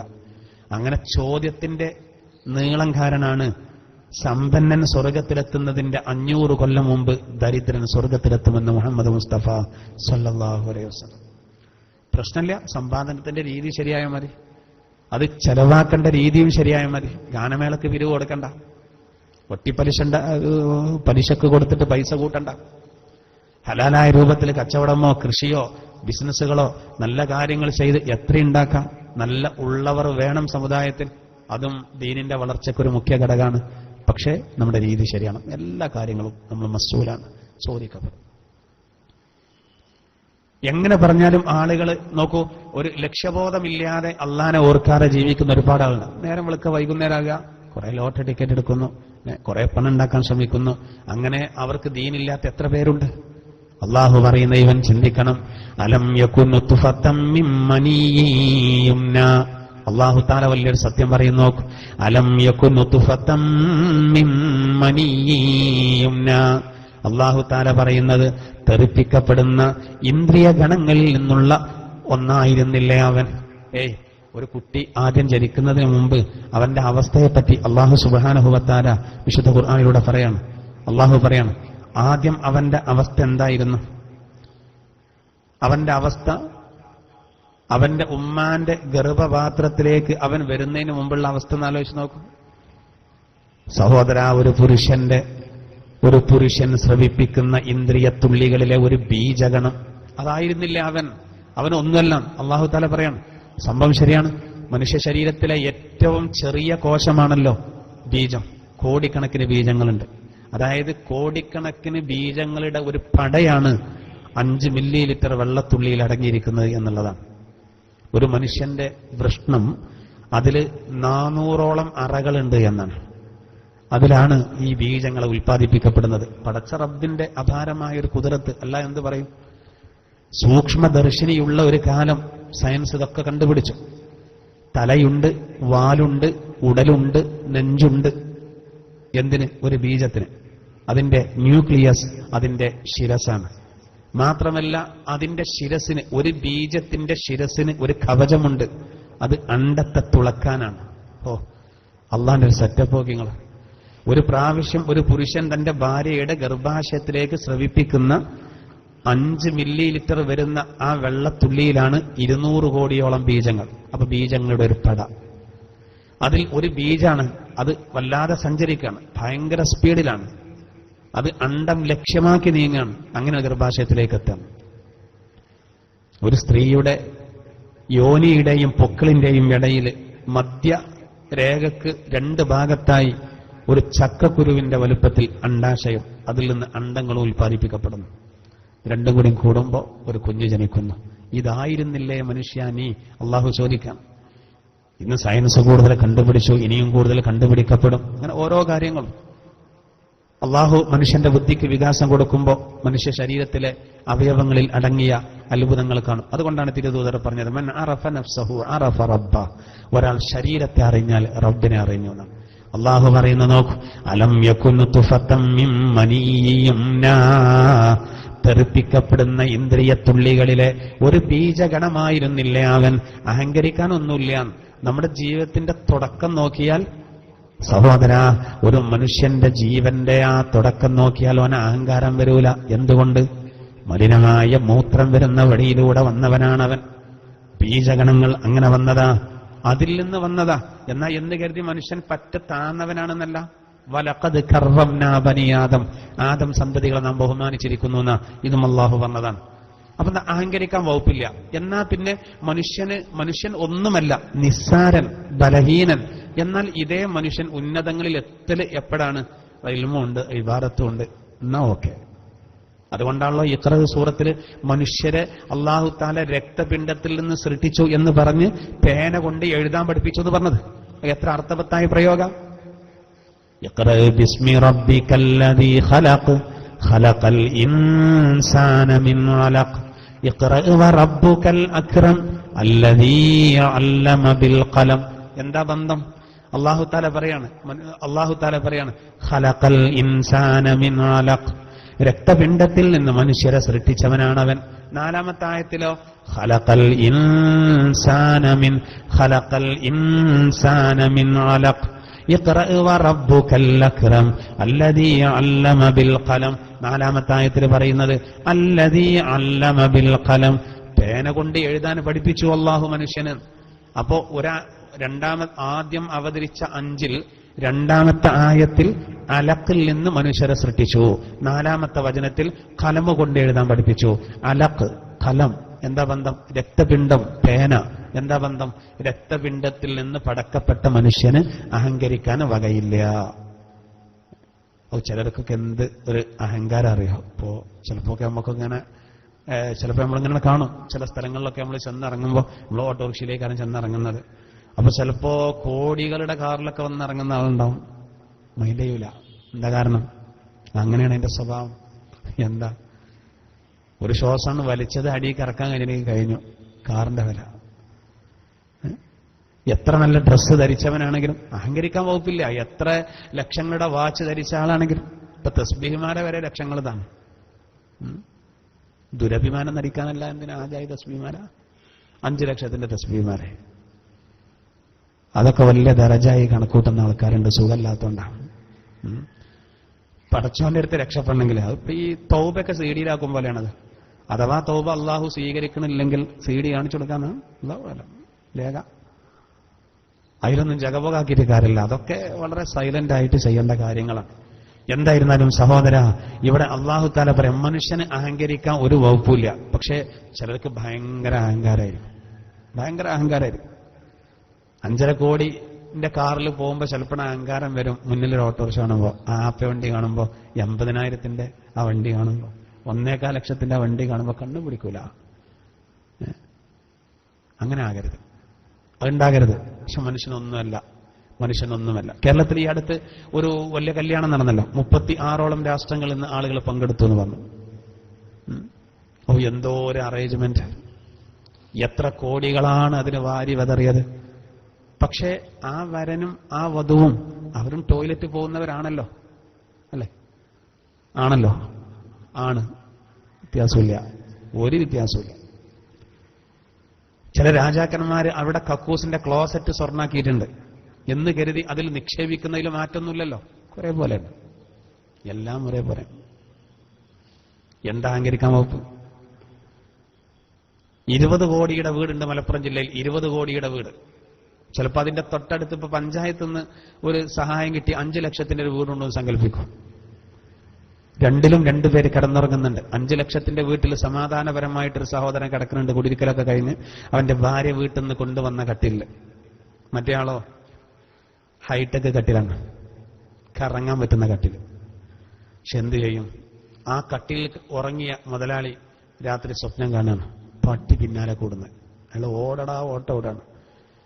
അയാൾ 20 കോടിയുടെ വീടിന്റെ സിറ്റ് ഔട്ട് ഇങ്ങനെ കാണുന്നുണ്ട്. അങ്ങോട്ട് എത്തണമില്ല, പട്ടി പിന്നൊന്നും ഒഴിവാകണമില്ല. പേളിയ നായ്ക്കൾ ഒന്നായിട്ട് പിന്നാലെ കൂടാണ്. ഞെട്ടി ഉണർന്നപ്പോ ഏസിട്ട റൂമാ, ശമൂപ്പനാകെ വേർത്തിട്ടുണ്ട്. അന്നത്തെ ഉറക്ക് പോയി. 5 ലക്ഷത്തിന്റെ തൊട്ടടുത്തുള്ള വീട്ടിൽ കിടന്നുറങ്ങുന്ന സാധു സുഖമായിട്ട് ഉറങ്ങാണ്. അയാള് കഅബ തവാഫ് ചെയ്യാണ് സ്വപ്നത്തിൽ സുഖമായിട്ട്. അല്ലെങ്കിൽ ബുർജ് ഖലീഫന്റെ മുകളിൽ നിന്ന് ഹെലിപ്പാടെന്ന് ചോറുന്നാണ്. നല്ല കേരളീയ ഭക്ഷണം ദുബായിൽ. എന്താ വ്യത്യാസം? അത്രേ ഉള്ളൂ ഇതിന്റെയൊക്കെ കാര്യം. അപ്പൊ നമുക്ക് ഒരു നിലക്കും അഹങ്കരിക്കാൻ വകുപ്പില്ല. സഹോദര, അള്ളാഹു പറയുന്നത് മനുഷ്യൻ എന്തിനാ അഹങ്കരിക്കണം? എന്നാൽ മനുഷ്യന് ഉന്നതമായ സ്ഥാനം അള്ളാഹു നൽകുന്നത് അവന് കീഴ്പ്പെടുമ്പോഴാണ്. വെറുതെ മനുഷ്യനെ പടച്ചതല്ല ഭൂമിക്കൊരു ഭാരമാകാൻ. പല ആളുകളും ഭൂമിക്ക് ഭാരാണ്. ജിന്നുകളും മനുഷ്യരും ഭൂമിക്ക് വെറുതെ ഭാരമായതുകൊണ്ടാണ് അള്ളാഹു തആല സനഫ്റുഗു ലക്കും അയ്യുഹസ് സഖലാൻ, ഭാരമേറിയ 2 വിഭാഗമേ നിങ്ങൾ അടുത്ത് തന്നെ വിചാരണ ചെയ്യപ്പെടുമെന്ന് പറയാൻ കാരണത. പിന്നീട് അള്ളാഹു പറഞ്ഞത് സുമ്മകാന അലകതൻ ഫഖലക ഫസവ്വ. സഹോദര, ആദ്യം അവൻ ഇന്ദ്രിയത്തുള്ളികളിലെ ബീജഗണങ്ങളായി, പിന്നെയോ സുമ്മകാന അലക, പിന്നവൻ രക്തപിണ്ഡമായി, ഫഖലക ഫസവ്വ, അള്ളാഹു അവനെ സൃഷ്ടിച്ചെടുത്തു, എല്ലാം ശരിപ്പെടുത്തി. പടച്ചോന്റെ വലിയൊരു കുതിരത്താ സഹോദര. നമ്മളെ അള്ളാഹു താല വളർത്തിയെടുത്ത രൂപം, ഒരു ഗർഭപാത്രത്തിൽ ഒരു കുട്ടി വളരുന്നതൊക്കെ എത്ര അത്ഭുതമാണ്. ചിന്തിച്ചാൽ അറ്റുണ്ടാവില്ല. ആർക്കും കഴിയൂല, ആർക്കും കഴിയില്ല. കുട്ടികളില്ലാത്ത ആളുകൾ എത്ര ലക്ഷങ്ങളാ ചികിത്സക്ക് ചെലവാക്കുന്നത്, എത്ര. എന്നിട്ട് ചില ആൾക്കാർ കല്യാണം കഴിഞ്ഞൊരു 6 മാസമാകുമ്പോഴത്തിന് ഭാര്യ ഗർഭിണിയായാൽ അത് ഒഴിവാക്കണമെന്ന് പറയുന്നത് തക്കാരം കഴിഞ്ഞിട്ടില്ല. തക്കാരൊക്കെ കഴിയും, അതൊക്കെ ആളുകളെ അടങ്ങാറായിട്ട് സൽക്കരിക്കുകയാണ്. സൽക്കരിച്ചിട്ടില്ലെങ്കിൽ മോശല്ലേ എന്ന് കരുതിയിട്ട് ഇവൻ അതിന്റെ പേരിൽ അള്ളാഹു കൊടുക്കുന്ന ഒന്നിനെ ഗർഭാശയത്തിലിട്ട് കൊല്ലാൻ തീരുമാനിച്ചാൽ പിന്നെ ചിലപ്പോ തക്കാരൊക്കെ കഴിയും, പിന്നെ കുട്ടികളില്ലാത്ത അവസ്ഥ വരും. അതൊക്കെ സംഭവിക്കാറുണ്ട്, അതൊക്കെ സംഭവിക്കാറുണ്ട്. ഞാൻ പറയുന്നത് സഹോദര, അള്ളാഹു ഒരു കുട്ടിയെ വളർത്തിയെടുക്കുന്ന എത്ര വലിയ അത്ഭുതമാണ്. ഒരു ഗർഭപാത്രം എന്ന് പറയുന്നത് തന്നെ ഗർഭധാരണത്തിന് മുമ്പ് പുറത്തെടുത്താൽ നമ്മളാകെ അത്ഭുതപ്പെട്ടു പോകും. കാരണം അതിലാകെ ഒരു ടീസ്പൂൺ പഞ്ചസാരയെ കൊള്ളുള്ളൂ. പഞ്ചസാരയാണെങ്കിൽ ചായപ്പൊടിയാണെങ്കിലും വേണ്ടില്ല. പക്ഷെ 5 ലിറ്റർ വെള്ളം അതിൽ കൊള്ളുന്ന അവസ്ഥയിലേക്ക് ഗർഭധാരണത്തിന്റെ സമയത്ത് അത് വികസിക്കാണ്. ആരാ ഈ സംവിധാനം ഒരുക്കിയത്? അമേരിക്കയിൽ ഒരു സ്ത്രീക്ക് ഒരു പ്രസവത്തിൽ 7 കുട്ടികൾ. ഒരു വടിക്ക് 2 പക്ഷി എന്ന് പറയാനുണ്ട്, 7 എണ്ണം. ഒറ്റ പ്രസവത്തിൽ 7 കുട്ടികൾ. എന്നിട്ട് വലിയ വാർത്ത, അമ്മയും കുഞ്ഞുങ്ങളും സുഖമായി കഴിയുന്നു, നിരത്തി കടത്തിയിട്ടുണ്ട്. അത്ഭുതല്ലേ അത്? അള്ളാഹ്ക്കല്ലാതെ ആർക്ക് കഴിയും? ഒരു ഉമ്മ വയറ്റിലെ ഏത് ജാതി ഏത് മതാണെങ്കിലും 7 കുട്ടികളെ കൊണ്ടുവന്നില്ലേ? 7 കുട്ടികളാണ് ഒറ്റ പ്രസവത്തിൽ. 7 കുട്ടികൾ. 2 സാധാരണ. ഇപ്പൊ കൊടിഞ്ഞീരൊക്കെ നമ്മളിപ്പോ ഭാര്യ പ്രസവിച്ചു പറഞ്ഞാൽ എന്താ കുട്ടിയെന്ന് ചോദിക്കുക. കൊടിഞ്ഞീര് ഭാര്യ പ്രസവിച്ചു പറഞ്ഞാൽ എത്രണ്ണെന്ന് ചോദിക്കുക. കാരണം അധികം ഇരട്ടകളാണ്.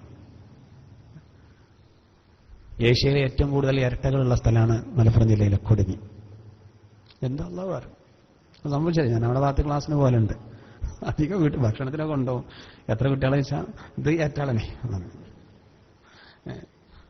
നമ്മൾ ആദ്യം അങ്ങനെ ആ മുൻധാരണ വെച്ചാൽ അങ്ങോട്ട് പോവുക, ഇവര് ഏറ്റാളാണെന്ന് അറിയും. അതങ്ങനെയാണ് ആ നാട്ടിൽ. ഇനി അങ്ങോട്ട് കെട്ടിക്കാൻ പേടിക്കൊന്നും വേണ്ട. അള്ളാഹു താല അള്ളാന്റെ ഒരു കുദരത്താണ്. എന്തായിരുന്നാലും നോക്കൂ, ഇവിടെ അള്ളാഹു പറയാം, അള്ളാഹു താല ബീജഗണങ്ങളെ സംവിധാനിച്ചിട്ട് പിന്നീടോ അതിനെ രക്തപിണ്ഡമാക്കി. എന്നിട്ടോ രക്തപിണ്ഡത്തിന് അള്ളാഹ് അലക്കത്ത് എന്നാണ് ഉപയോഗിച്ചത്. അതന്നെ ഖുർആൻ അള്ളാന്റെ ആണെന്നുള്ളതിന്റെ തെളിവാണ്. മോറിസ് ബുക്ക ഇവിടെ അല്ലേ വലിയ അത്ഭുതം പറഞ്ഞത്? ഇത് മുഅ്മിനൂന സൂറത്തിൽ അള്ളാഹു വിശദമായിട്ട് പറയുന്നുണ്ട്.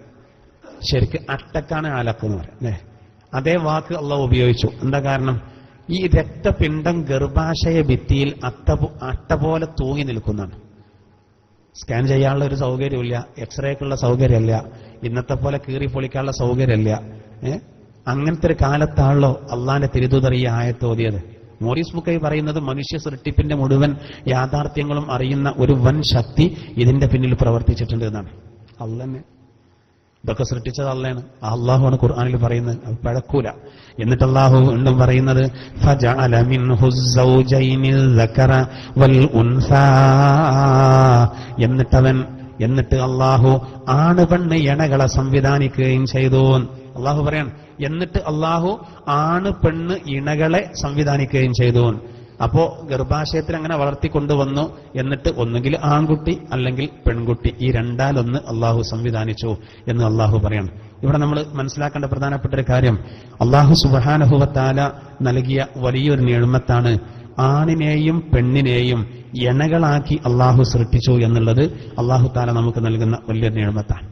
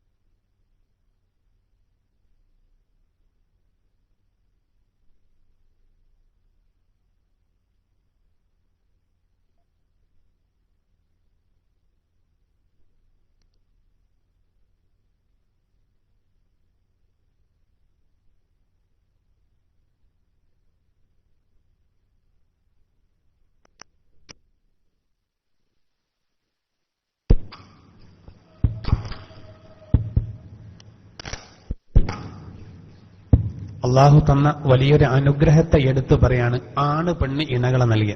അവസാനിപ്പിക്കണം, ലാസ്റ്റ് ആയത്താണല്ലോ, അതുകൊണ്ട് ഈ പറഞ്ഞ് നമുക്ക് നിർത്താം. അള്ളാഹു താല വിശുദ്ധ ഖുർആനിൽ ഒരായത്തിൽ ഇതിനെ സംബന്ധിച്ച് ഇങ്ങനെ വ്യാഖ്യാനിക്കുന്നുണ്ട്. ബിസ്മില്ലാഹിർ റഹ്മാനിർ റഹീം. വമിൻ ആയാതിഹി അൻ ഖലഖ ലക്കും മിൻ അൻഫുസികും അസ്വാജാ ലിതസ്കുനൂ ഇലൈഹാ വജഅല ബൈനകും മവദ്ദതൻ വറഹ്മ ഇന്ന ഫീ ദാലിക ലആയാതിൻ ലിഖൗമിൻ യതഫക്കറൂൻ. നമ്മുടെ ഇന്നത്തെ ആ ലാസ്റ്റ് ഭാഗത്തായത് ഈ സമയത്തോട് യോജിച്ചു വന്നൊരായത്താണ്. ആണ് പെണ്ണ് തമ്മിൽ യാതൊരു വ്യത്യാസമില്ല, അവർക്കിടയിൽ വലിയ സമത്വം വേണം എന്ന മുറവിളി വരുന്ന ഒരു കാലഘട്ടമാണ്. സ്ത്രീ ശാക്തീകരണം എന്ന് പറയുമ്പോൾ അത് തെറ്റായി വ്യാഖ്യാനിക്കപ്പെടുന്ന ഒരു കാലഘട്ടമാണ്. യഥാർത്ഥത്തിൽ അള്ളാഹു താല ആണ് പെണ്ണ് രണ്ട് രൂപത്തിൽ പടച്ചത് തന്നെ യഥാർത്ഥത്തിൽ വ്യത്യാസം ഉണ്ടായതുകൊണ്ടാണ്. നമ്മൾ സമത്വണ്ടാക്കിയിട്ട് കാര്യമില്ല, ആണ് പെണ്ണ് അള്ളാഹു രണ്ട് കൂട്ടർ രണ്ട് രൂപത്തിലാണ് സൃഷ്ടിച്ചത്. അല്ലെങ്കിൽ പിന്നെ വ്യത്യാസമില്ലെങ്കിൽ ആണ് പെണ്ണ് എന്ന് പറയേണ്ട ആവശ്യമില്ലല്ലോ, ഒറ്റ പേര് മതി രണ്ടു കൂട്ടർക്കും കൂടി. ഇത് ആണ് പെണ്ണ് വേർപെടുത്തി പറയാനുള്ള കാരണം തന്നെ എന്താ? വ്യത്യാസം ഉണ്ടായതുകൊണ്ടാണ്. എന്താ നമ്മുടെ രാജ്യത്ത് ഗേൾസ് ഹൈസ്കൂൾ മറ്റൊക്കെ വന്ന പെൺകുട്ടികൾക്ക് മാത്രം വ്യത്യാസം ഉണ്ടായതുകൊണ്ടാണ്. എല്ലാവർക്കും അറിയാം, തലമുള്ളവർക്കൊക്കെ അറിയാം. പിന്നെ പണയം വെച്ച ആളുകൾക്ക് ഇത് പറഞ്ഞാൽ തിരിയില്ല. അവരാണ് ആണും പെണ്ണും ഒരുപോലെയാണ്, ഒരു ബെഞ്ചിലിരുന്ന് പഠിക്കണം എന്നൊക്കെ പറയുന്നവരാണ്. അല്ല സഹോദര, അല്ല, പെണ്ണ് എന്ന് പറയുമ്പോ പളുങ്കാണ്, വേഗത്തിൽ പൊട്ടിച്ചതറും. അതുകൊണ്ട് അവൾക്ക് ചില നിയമങ്ങളൊക്കെ ഇസ്ലാമിൽ കർക്കശമാണ്. അല്ലെങ്കിൽ ആര് എന്ത് പറഞ്ഞാലും അങ്ങനെയുള്ളോ. പക്ഷെ നമ്മൾ അത് പറയുമ്പോൾ വളരെ ശ്രദ്ധിച്ച് പറയണമെന്ന് മാത്രം. പറയുമ്പോൾ കൊള്ളാകരുത്, ശ്രദ്ധിച്ച് പറയണം, അല്ലെങ്കിൽ ശത്രുക്കൾക്ക് വടിയാവും. അള്ളാഹു തആല പറയുന്നത് വമിന്നായാതിഹി, അള്ളാഹുവിന്റെ ദൃഷ്ടാന്തങ്ങളിൽപ്പെട്ടതാണെന്ത്? അൻ ഖലഖ ലക്കും മിൻ അൻഫുസികും അസ്വാജാ, നിങ്ങൾക്ക് നിങ്ങളിൽ തന്നെ ഇണകളെ നൽകി എന്നത്, അതായത് പെണ്ണിനെ ഭാര്യയായി നൽകി എന്നത്, അതിൽ വലിയ ദൃഷ്ടാന്തമുണ്ട്. എന്തിനാണ് ഒരു പെണ്ണ്? ഖുർആൻ പറയുന്നു നോക്കി, പെണ്ണ് അരങ്ങിലല്ല വേണ്ടത്, എവിടെ? അണിയറയിലാ വേണ്ടത്. പെണ്ണ് വേണ്ടത് അണിയറയിലാണ്. അതാണ് ഖുർആൻ പറയുന്നത്. നോക്ക്, എന്തിനാണ് അല്ലാഹു തആല ഒരു ആണിന് പെണ്ണിനെ നൽകിയത്? ലിതസ്കുനൂ ഇലൈഹാ, അവളിലേക്ക് ഇണങ്ങിച്ചേർന്ന് മനസ്സമാധാനം ലഭിക്കുന്നതിന് വേണ്ടി. ഏതൊരു പുരുഷനെ സംബന്ധിച്ചിടത്തോളം ആ പുരുഷന്റെ ആത്മബലം പുരുഷന് നൽകുന്നത് ഭാര്യയാണ്. അത് ആണിനെ പോലെ പെണ്ണും എപ്പോഴും പുറത്തായാൽ ആ സമാധാനമൊക്കെ എന്ത് ചെയ്യും? നഷ്ടപ്പെടും. ഖുർആൻ പറയുന്നത്, വീണ്ടും പറയുന്നത്, വജഅല ബൈനകും മവദ്ദതൻ വറഹ്മ, അങ്ങനെ നിങ്ങൾക്കിടയിൽ പ്രേമബന്ധവും അതുപോലെ കാരുണ്യവും സംവിധാനിച്ചതും അല്ലാഹു തന്നെയാണ്. അല്ലാഹു തആല ആണിന് പെണ്ണിനെ ഇണയാക്കിയിട്ട് സമാധാനത്തോടുകൂടെ അവളിലേക്ക് ഇണചേരാനാണ്. ഒരു പുരുഷനെ സംബന്ധിച്ചിടത്തോളം അവനാണ് പലപ്പോഴും പുറത്തുണ്ടാവുക, ഉപജീവന മാർഗത്തിന് അവനാണ് പോവുക. മിക്കവാറും ഒരുപാട് പ്രതിസന്ധികളും പ്രയാസങ്ങളും ഉണ്ടാവും. അതുകൊണ്ട് തന്നെ അവനിക്ക് ആത്മബലം നൽകുന്നത് യഥാർത്ഥത്തിൽ ആരാണ്? ഭാര്യയാണ്. അതിനാണ് പെണ്ണ്. അതുകൊണ്ട് പെണ്ണ് എപ്പോഴും വേണ്ടത് എവിടെ തന്നെയാണ്? വീട്ടിൽ തന്നെയാണ്. പെണ്ണ് എപ്പോഴും വേണ്ടത് യഥാർത്ഥത്തിൽ അണിയറയിൽ തന്നെയാണ്. ഇപ്പൊ നമ്മൾ നോക്കൂ, സ്കൂൾ കലോത്സവത്തിൽ ഒരു കുട്ടി മനോഹരമായിട്ടൊരു മാപ്പിളപ്പാട്ട് അവതരിപ്പിച്ചാൽ ജനങ്ങൾക്കിടയിൽ അറിയപ്പെടുന്നത് ആ കുട്ടിയാണ്. പക്ഷേ ആ കുട്ടിയെ അങ്ങനെ പാടിപ്പിക്കാൻ കഠിനാധ്വാനം ചെയ്തത് ആ കുട്ടിക്ക് ഒരു ഗുരു ഉണ്ടാവും. ഗുരു ചിലപ്പോൾ അത്ര അറിഞ്ഞോളണമെന്നില്ല. ഫേമസ് ആകുന്നത് ഈ കുട്ടിയാണ്. ഇതുപോലെ ഒരു പുരുഷനെ സംബന്ധിച്ചിടത്തോളം അവൻ പുറത്ത് എന്താണെങ്കിലും അവന്റെ ഭാര്യ ശരിയല്ലെങ്കിൽ അവൻ ഇടങ്ങേറാവും. അവന്റെ ഭാര്യ ഒരു നല്ല പെണ്ണാണെങ്കിൽ അവൻ ആത്മബലം കിട്ടും. ഒരു സിനിമാ നടനെ സംബന്ധിച്ചിടത്തോളം സിനിമാ നടൻ അറിയപ്പെടും, കുട്ടികൾക്ക് ഹീറോ ആകും. പക്ഷെ സംവിധായകനെ അത്ര അറിഞ്ഞോളണമെന്നില്ല, അല്ലേ? ആ തിരക്കഥാകൃത്തിനെ എല്ലാവരും അറിഞ്ഞോളണമെന്നില്ല. പക്ഷെ ഇവിടെ അറിയുന്നത് സിനിമാ നടനായിരിക്കും. എന്നതുപോലെ സഹോദര, അരങ്ങത്തുള്ളവരെയാണ് എല്ലാവരും അറിയുക, അണിയറയിലുള്ളവരെ അറിഞ്ഞോളണമെന്നില്ല. നമ്മളെ സംബന്ധിച്ചിടത്തോളം ഒരു ഭാര്യയെ സംബന്ധിച്ചിടത്തോളം അവൾ അണിയറയിൽ തന്നെ വേണ്ടത്. അതിപ്പോ എല്ലാവർക്കും അറിയാം. സമാധാനപരമായ ഒരു ജീവിതം, പരസ്പരം വിശ്വാസം, ഇതൊക്കെ വേണമെങ്കിൽ പെണ്ണ് ആണിനെ പോലെ ഇറങ്ങി നടന്നാൽ അതൊക്കെ നഷ്ടപ്പെടും. എന്ന് പ്രത്യേകം നമ്മൾ മനസ്സിലാക്കേണ്ടതാണ്. അല്ലാഹു സുബ്ഹാനഹു വ തആല വിശുദ്ധ ഖുർആനിലൂടെ പറയാണ്, ഫജഅല മിൻഹു സൗജൈനി ദക്കറ വൽ ഉൻസാ, ആണ് പെണ്ണ് എണ്ണകളെ അവൻ സൃഷ്ടിച്ചു. അവസാനം അല്ലാഹു പറയാണ്, അലൈസ ദാലിക ബിഖാദിരിൻ അലാ അൻ യുഹ്യിയൽ മൗതാ, ഇങ്ങനെയുള്ള അല്ലാഹു മരിച്ചവരെ ജീവിപ്പിക്കാൻ കഴിവുള്ളവനല്ലയോ? അല്ലാഹു ചോദിക്കാണ്, ഇങ്ങനെയുള്ള അല്ലാഹ്, അതായത് നേരത്തെ പറഞ്ഞു ഇന്ദ്രിയ തുള്ളികളിൽ അടങ്ങിയ ബീജഗണങ്ങളിൽ നിന്ന് മനുഷ്യരെ സൃഷ്ടിച്ചു എന്ന് പറഞ്ഞു. അങ്ങനെയുള്ള അള്ളാഹുവിനിക്ക് മരിച്ചതിന്റെ ശേഷം രണ്ടാമത് മടക്കി പടക്കാൻ കഴിവുള്ളവനല്ലയോ? ഈ സൂറത്ത് ഓതിക്കഴിഞ്ഞാൽ സുബ്ഹാനക ബലാ എന്ന് പറയുന്ന സുന്നത്തുണ്ട്. സുബ്ഹാനക ബലാ അലൈസ ദാലിക ബിഖാദിരിൻ അലാ അൻ യുഹ്യിയൽ മൗതാ, ഇങ്ങനെയുള്ള അല്ലാഹു മരിച്ചവരെ ജീവിപ്പിക്കാൻ കഴിവുള്ളവനല്ലയോ? അപ്പൊ നമ്മളിന് മറുപടി കൊടുക്കാണ്, സുബ്ഹാനക്, നിന്നെ ഞാൻ പരിശുദ്ധനാക്കുന്നു. ബലാ, അതേ നാഥാ, നീ കഴിവുള്ളവൻ തന്നെയാണ്. അല്ലാഹു സുബ്ഹാനഹു വ തആല ഇതൊക്കെ ഉൾക്കൊണ്ട് ജീവിക്കാൻ അല്ലാഹു നമുക്ക് തൗഫീഖ് നൽകുമാറാവട്ടെ. ഇൻഷാ അല്ലാഹ് ഒരു പുതിയ സൂറത്തിന്റെ വിശദീകരണം, അൽ മുദ്ദസിർ സൂറത്ത്, നമുക്ക് അടുത്ത ക്ലാസ്സിൽ വിശദീകരണം തുടങ്ങണം. അല്ലാഹു സുബ്ഹാനഹു വ തആല നമുക്ക് പഠിക്കാനും അത് കേൾക്കാനും പറയാനും എല്ലാറ്റിനും അല്ലാഹു തൗഫീഖ് നൽകുമാറാവട്ടെ. ആമീൻ എന്ന് പ്രത്യേകം ദുആ ചെയ്യാണ്.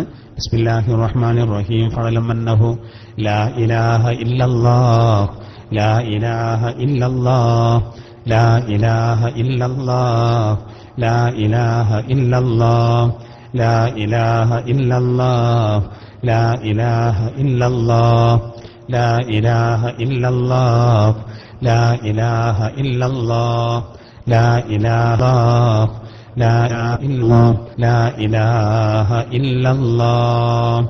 അസ്തഗ്ഫിറുല്ലാഹൽ അലീം, അസ്തഗ്ഫിറുല്ലാഹൽ അലീം, അസ്തഗ്ഫിറുല്ലാഹൽ അലീം, അസ്തഗ്ഫിറുല്ലാഹൽ അലീം, അസ്തഗ്ഫിറുല്ലാഹൽ അലീം, അസ്തഗ്ഫിറുല്ലാഹൽ അലീം, അസ്തഗ്ഫിറുല്ലാഹൽ അലീം, അസ്തഗ്ഫിറുല്ലാഹൽ അലീം, അസ്തഗ്ഫിറുല്ലാഹൽ അലീം, അസ്തഗ്ഫിറുല്ലാഹൽ അലീം, അസ്തഗ്ഫിറുല്ലാഹൽ അലീം, അസ്തഗ്ഫിറുല്ലാഹൽ അലീം, അസ്തഗ്ഫിറുല്ലാഹൽ അലീം. അല്ലാഹുമ്മ സ്വല്ലി അലാ മുഹമ്മദ് വൽ ആലി കുല്ലിഹിം വസല്ലിം. അല്ലാഹുമ്മ സ്വല്ലി അലാ മുഹമ്മദ് വൽ ആലി കുല്ലിഹിം വസല്ലിം. അല്ലാഹുമ്മ സ്വല്ലി അലാ മുഹമ്മദ് വൽ ആലി കുല്ലിഹിം വസല്ലിം.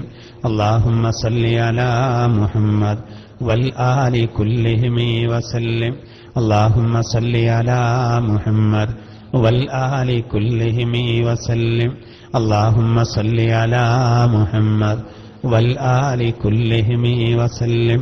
അല്ലാഹുമ്മ സ്വല്ലി അലാ മുഹമ്മദ് വൽ ആലി കുല്ലിഹിം വസല്ലിം. അല്ലാഹുമ്മ സ്വല്ലി അലാ മുഹമ്മദ് വൽ ആലി കുല്ലിഹിം വസല്ലിം. അല്ലാഹുമ്മ സ്വല്ലി അലാ മുഹമ്മദ് വൽ ആലി കുല്ലിഹിം വസല്ലിം. അല്ലാഹുമ്മ സ്വല്ലി അലാ മുഹമ്മദ് വൽ ആലി കുല്ലിഹിം വസല്ലിം. അല്ലാഹുമ്മ സ്വല്ലി അലാ മുഹമ്മദ് വൽ ആലി കുല്ലിഹിം വസല്ലിം. അൽഹംദുലില്ലാഹി റബ്ബിൽ ആലമീൻ ഹംദൻ യുവാഫി നിഅമഹു വയുകാഫി മസീദാ. അല്ലാഹുമ്മ സ്വല്ലി അലാ സയ്യിദിനാ മുഹമ്മദിൻ വഅലാ ആലി സയ്യിദിനാ മൗലാനാ മുഹമ്മദ്. അല്ലാഹുവേ, യഥാർത്ഥ മുഅ്മിനീങ്ങളുടെ കൂട്ടത്തിൽ ഞങ്ങളെ നീ ഉൾപ്പെടുത്തണേ റഹ്മാനെ. നിസ്കാരം കൃത്യമായി നിർവഹിക്കുന്നവരിൽ അല്ലാഹുവേ ഞങ്ങളെ നീ ഉൾപ്പെടുത്തണേ റഹ്മാനെ. അല്ലാഹുവേ, സത്യനിഷേധികളിൽ പെടുന്നതിനെ തൊട്ട്, ഈമാൻ നഷ്ടപ്പെടുന്നതിനെ തൊട്ട് കാക്കണേ റഹ്മാനെ. സത്യത്തെ സ്വീകരിക്കുന്നവരിൽ ഞങ്ങളെ നീ ഉൾപ്പെടുത്തണേ റഹ്മാനെ. സത്യത്തെ അവഗണിക്കുന്നതിനെ തൊട്ട് ഞങ്ങളെ നീ കാത്തു രക്ഷിക്കണേ റഹ്മാനെ. അല്ലാഹുവേ, ഞങ്ങളുടെ ഇബാദത്തുകൾ സ്വീകരിക്കണേ റഹ്മാനെ. നിന്റെ ഭവനത്തിലാണ് ഇരിക്കുന്നത്, അല്ലാഹുവേ സ്വീകരിക്കണേ റഹ്മാനെ. അല്ലാഹുവേ, ഖുർആൻ പഠിക്കുന്നതിന് വേണ്ടി ഞങ്ങൾ ഒരുമിച്ച് കൂടിയത് സ്വീകരിക്കണേ റഹ്മാനെ. അല്ലാഹുവേ, ഇതിന്റെ ബറക്കത്ത് കൊണ്ട് ഞങ്ങളുടെ ഉപജീവനത്തിൽ വിശാലത നൽകണേ റഹ്മാനെ. അല്ലാഹുവേ, ഈ പരിപാടി ശ്രവിക്കുന്ന ഒരുപാട് സഹോദരങ്ങളുണ്ട്, വിദേശത്ത് പ്രത്യേകിച്ചും. അള്ളാഹുവെ ആ സഹോദരങ്ങളുടെ ജോലികളിൽ ബർക്കത്ത് നൽകണേ റഹ്മാനെ. അള്ളാഹുവെ ഇത്തരം കാര്യങ്ങളെ സ്നേഹിക്കുന്ന വിശുദ്ധ ഖുർആന്റെ പാഠങ്ങളെ ഉൾക്കൊണ്ടുകൊണ്ട് ജീവിക്കുന്ന ഞങ്ങളുടെ സഹോദരങ്ങളുടെ ജോലികളിൽ ബർക്കത്ത് നൽകണേ റഹ്മാനെ. അള്ളാഹുവെ അവരുടെ കുടുംബത്തിൽ ഐശ്വര്യം നൽകണേ റഹ്മാനെ. അള്ളാഹുവെ അവരുടെ ഒരു ബുദ്ധിമുട്ടും അവർക്ക് നൽകല്ല റഹ്മാനെ. അവർക്ക് നല്ല ആരോഗ്യം പ്രദാനം ചെയ്യണേ റഹ്മാനെ. അള്ളാഹുവെ ഇത്തരം കാര്യങ്ങളെ സ്നേഹിക്കുന്ന ധാരാളം ആളുകളുണ്ട്, എല്ലാവർക്കും ആശ്വാസം നൽകണേ റഹ്മാനെ. ഒരുപാട് ആളുകൾക്ക് ഉപകാരമുള്ള ഈ സംവിധാനത്തെ ഇത് അറേഞ്ച്മെന്റ് ചെയ്തവർ, ഇതിനുവേണ്ടി പ്രവർത്തിക്കുന്നവർ, അള്ളാഹുവെ അർഹമായ കൂലി നൽകണേ റഹ്മാനെ, അർഹമായ പ്രതിഫലം നൽകണേ റഹ്മാനെ. അള്ളാഹുവെ വിശുദ്ധ ഖുർആന്റെ ഹക്ക് കൊണ്ട് ബറക്കത്ത് കൊണ്ട് ഞങ്ങളുടെ ജീവിതത്തിൽ ഐശ്വര്യം നൽകണേ റഹ്മാനെ, ഖൈറും റാഹത്തും നൽകണേ റഹ്മാനെ. അള്ളാഹുവെ വിശുദ്ധ ഖുർആൻ പഠിക്കുന്നതിന്റെ ബറക്കത്ത് കൊണ്ട് ഞങ്ങളുടെ ജീവിതത്തിൽ സമാധാനം നൽകണേ റഹ്മാനെ. ഞങ്ങളുടെ രോഗങ്ങൾക്ക് ശിഫ നൽകണേ റഹ്മാനെ. ഞങ്ങളുടെ മാതാപിതാക്കൾ, ഞങ്ങളുടെ ഭാര്യമാര്, ഞങ്ങളുടെ സന്താനങ്ങൾ, അള്ളാഹുവെ എല്ലാവർക്കും ആഫിയത്ത് നൽകണേ റഹ്മാനെ. എല്ലാവരുടെ രോഗങ്ങൾക്കും ശിഫ നൽകണേ റഹ്മാനെ. അള്ളാഹുവെ ഞങ്ങൾക്ക് ആർക്കും ക്യാൻസർ നൽകല്ല റഹ്മാനെ. അള്ളാഹുവെ ഞങ്ങൾക്ക് ബ്രെയിൻ ട്യൂമർ നൽകല്ല റഹ്മാനെ. അള്ളാഹുവെ വൃക്കകൾ നഷ്ടപ്പെടുത്തല്ല റഹ്മാനെ. അള്ളാഹുവെ പാവപ്പെട്ട ഞങ്ങളെ നീ കാക്കണേ റഹ്മാനെ. മറ്റുള്ളവർക്ക് ഭാരമാകുന്ന രൂപത്തിൽ ഞങ്ങളെ കിടത്തല്ല റഹ്മാനെ. അള്ളാഹുവെ പോസ്റ്റ്മോർട്ടം ചെയ്യപ്പെടേണ്ട രൂപത്തിലുള്ള മരണങ്ങളെ തൊട്ട് കാക്കണേ റഹ്മാനെ. അള്ളാഹുവെ വിദേശത്തുള്ള ഞങ്ങളുടെ സഹോദരങ്ങൾ, അള്ളാഹുവെ ഒരിക്കലും ഒരു അപകടത്തിലും അവരെ പെടുത്തല്ല റഹ്മാനെ. എത്ര സന്തോഷത്തോടെ കുടുംബത്തിൽ നിന്ന് അവർ പോയോ അതിലേറെ റാഹത്തായി അവരുടെ വീടുകളിലേക്ക്, കുടുംബത്തിലേക്ക് അണയാൻ അവർക്ക് ഭാഗ്യം നൽകണേ റഹ്മാനെ. അള്ളാഹുവെ എല്ലാ ആഫത്ത് മുസീബത്തുകളെ തൊട്ടും കാക്കണേ റഹ്മാനെ. അള്ളാഹുവെ എല്ലാ അപകടങ്ങളെ തൊട്ടും കാക്കണേ റഹ്മാനെ. അള്ളാഹുവെ ലോകത്ത് പ്രയാസപ്പെടുന്ന സത്യവിശ്വാസികൾക്ക് വിജയം നൽകണേ റഹ്മാനെ. ഇസ്ലാമിനും മുസ്ലിമീങ്ങൾക്കും ഇസ്സത്ത് നൽകണേ റഹ്മാനെ. ഫലസ്തീനിലും സിറിയയിലും സമാധാനം നൽകണേ റഹ്മാനെ. ലോകത്തിന്റെ പല ഭാഗത്ത് പ്രയാസപ്പെടുന്ന സത്യവിശ്വാസികൾക്ക് രക്ഷ നൽകണേ റഹ്മാനെ. പടച്ചവനെ മക്കയിലും മദീനയിലും സമാധാനം നൽകണേ റഹ്മാനെ. കഅബ ശരീഫിനും റൗദ ശരീഫിനും കാവൽ നൽകണേ റഹ്മാനെ. ഒരിക്കലെങ്കിലും ആ മണ്ണിലെത്താൻ എല്ലാവർക്കും തൗഫീഖ് നൽകണേ റഹ്മാനെ. ഇന്ത്യയുടെ പല ഭാഗത്തും സമാധാനം നഷ്ടപ്പെടുന്ന അവസ്ഥയുണ്ട്, കാക്കണേ റഹ്മാനെ. അള്ളാഹുവെ ഐക്യം തകർക്കുന്ന, സമാധാനം തകർക്കുന്നവർ ആരാണെങ്കിലും അവരുടെ ശർറുകളെ തൊട്ട് കാക്കണേ റഹ്മാനെ. അവരുടെ കുതന്ത്രങ്ങളെ തകർത്ത് കളയണേ റഹ്മാനെ. അള്ളാഹുവെ ഇവിടെ പള്ളിയും മദ്രസയും അതുപോലെയുള്ള കാര്യങ്ങളൊക്കെ സമാധാനത്തോടുകൂടെ കൊണ്ടു നടക്കാനുള്ള ഈ സാഹചര്യം നിലനിർത്തി തരണേ റഹ്മാനെ. മതവിശ്വാസികൾ തമ്മിലുള്ള പ്രശ്നങ്ങളെ തൊട്ട് കാക്കണേ റഹ്മാനെ. അള്ളാഹുവെ ഹിന്ദുക്കളും മുസ്ലിങ്ങളും ക്രിസ്ത്യാനികളും അടക്കം എല്ലാവരും ഐക്യത്തോടുകൂടെ പോകുന്ന ഈ രാജ്യത്ത് അത്തരമൊരു സാഹചര്യം ഞങ്ങൾക്ക് നിലനിർത്തി തരണേ റഹ്മാനെ. സമാധാന അന്തരീക്ഷത്തിൽ ദീനീ ദഅവത്ത് നിർവഹിക്കാനുള്ള ഭാഗ്യം നൽകണേ റഹ്മാനെ. സുബഹിയുടെ ജമാഅത്ത് മുടങ്ങുന്ന, ബാങ്ക് മുടങ്ങുന്ന ഒരവസ്ഥാവിശേഷം ഒരിക്കലും നൽകല്ല റഹ്മാനെ. അള്ളാഹുവെ പരിശുദ്ധമായ ഈ സദസ്സിൽ ഒരുമിച്ച് കൂടിയവർ, ഇതിനുവേണ്ടി സഹായിച്ചവർ എല്ലാവർക്കും അർഹമായ പ്രതിഫലം നൽകണേ റഹ്മാനെ.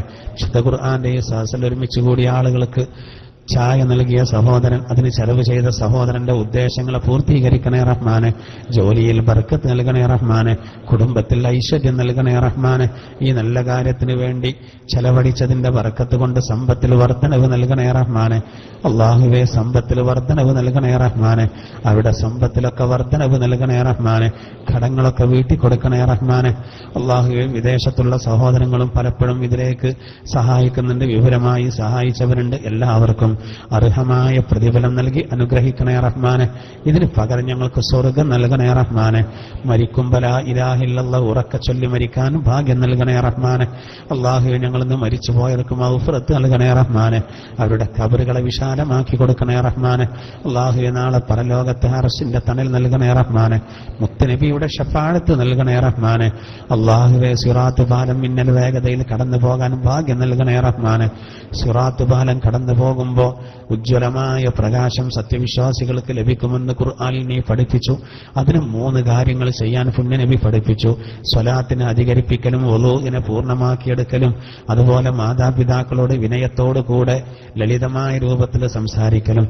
അള്ളാഹുവെ ഈ 3 കാര്യങ്ങളും ശ്രദ്ധിക്കാൻ ഞങ്ങൾക്ക് ഭാഗ്യം നൽകണേ റഹ്മാനെ. വല്ല വീഴ്ചയും വന്നിട്ടുണ്ടെങ്കിൽ ഞങ്ങളോട് പൊറുക്കണേ റഹ്മാനെ.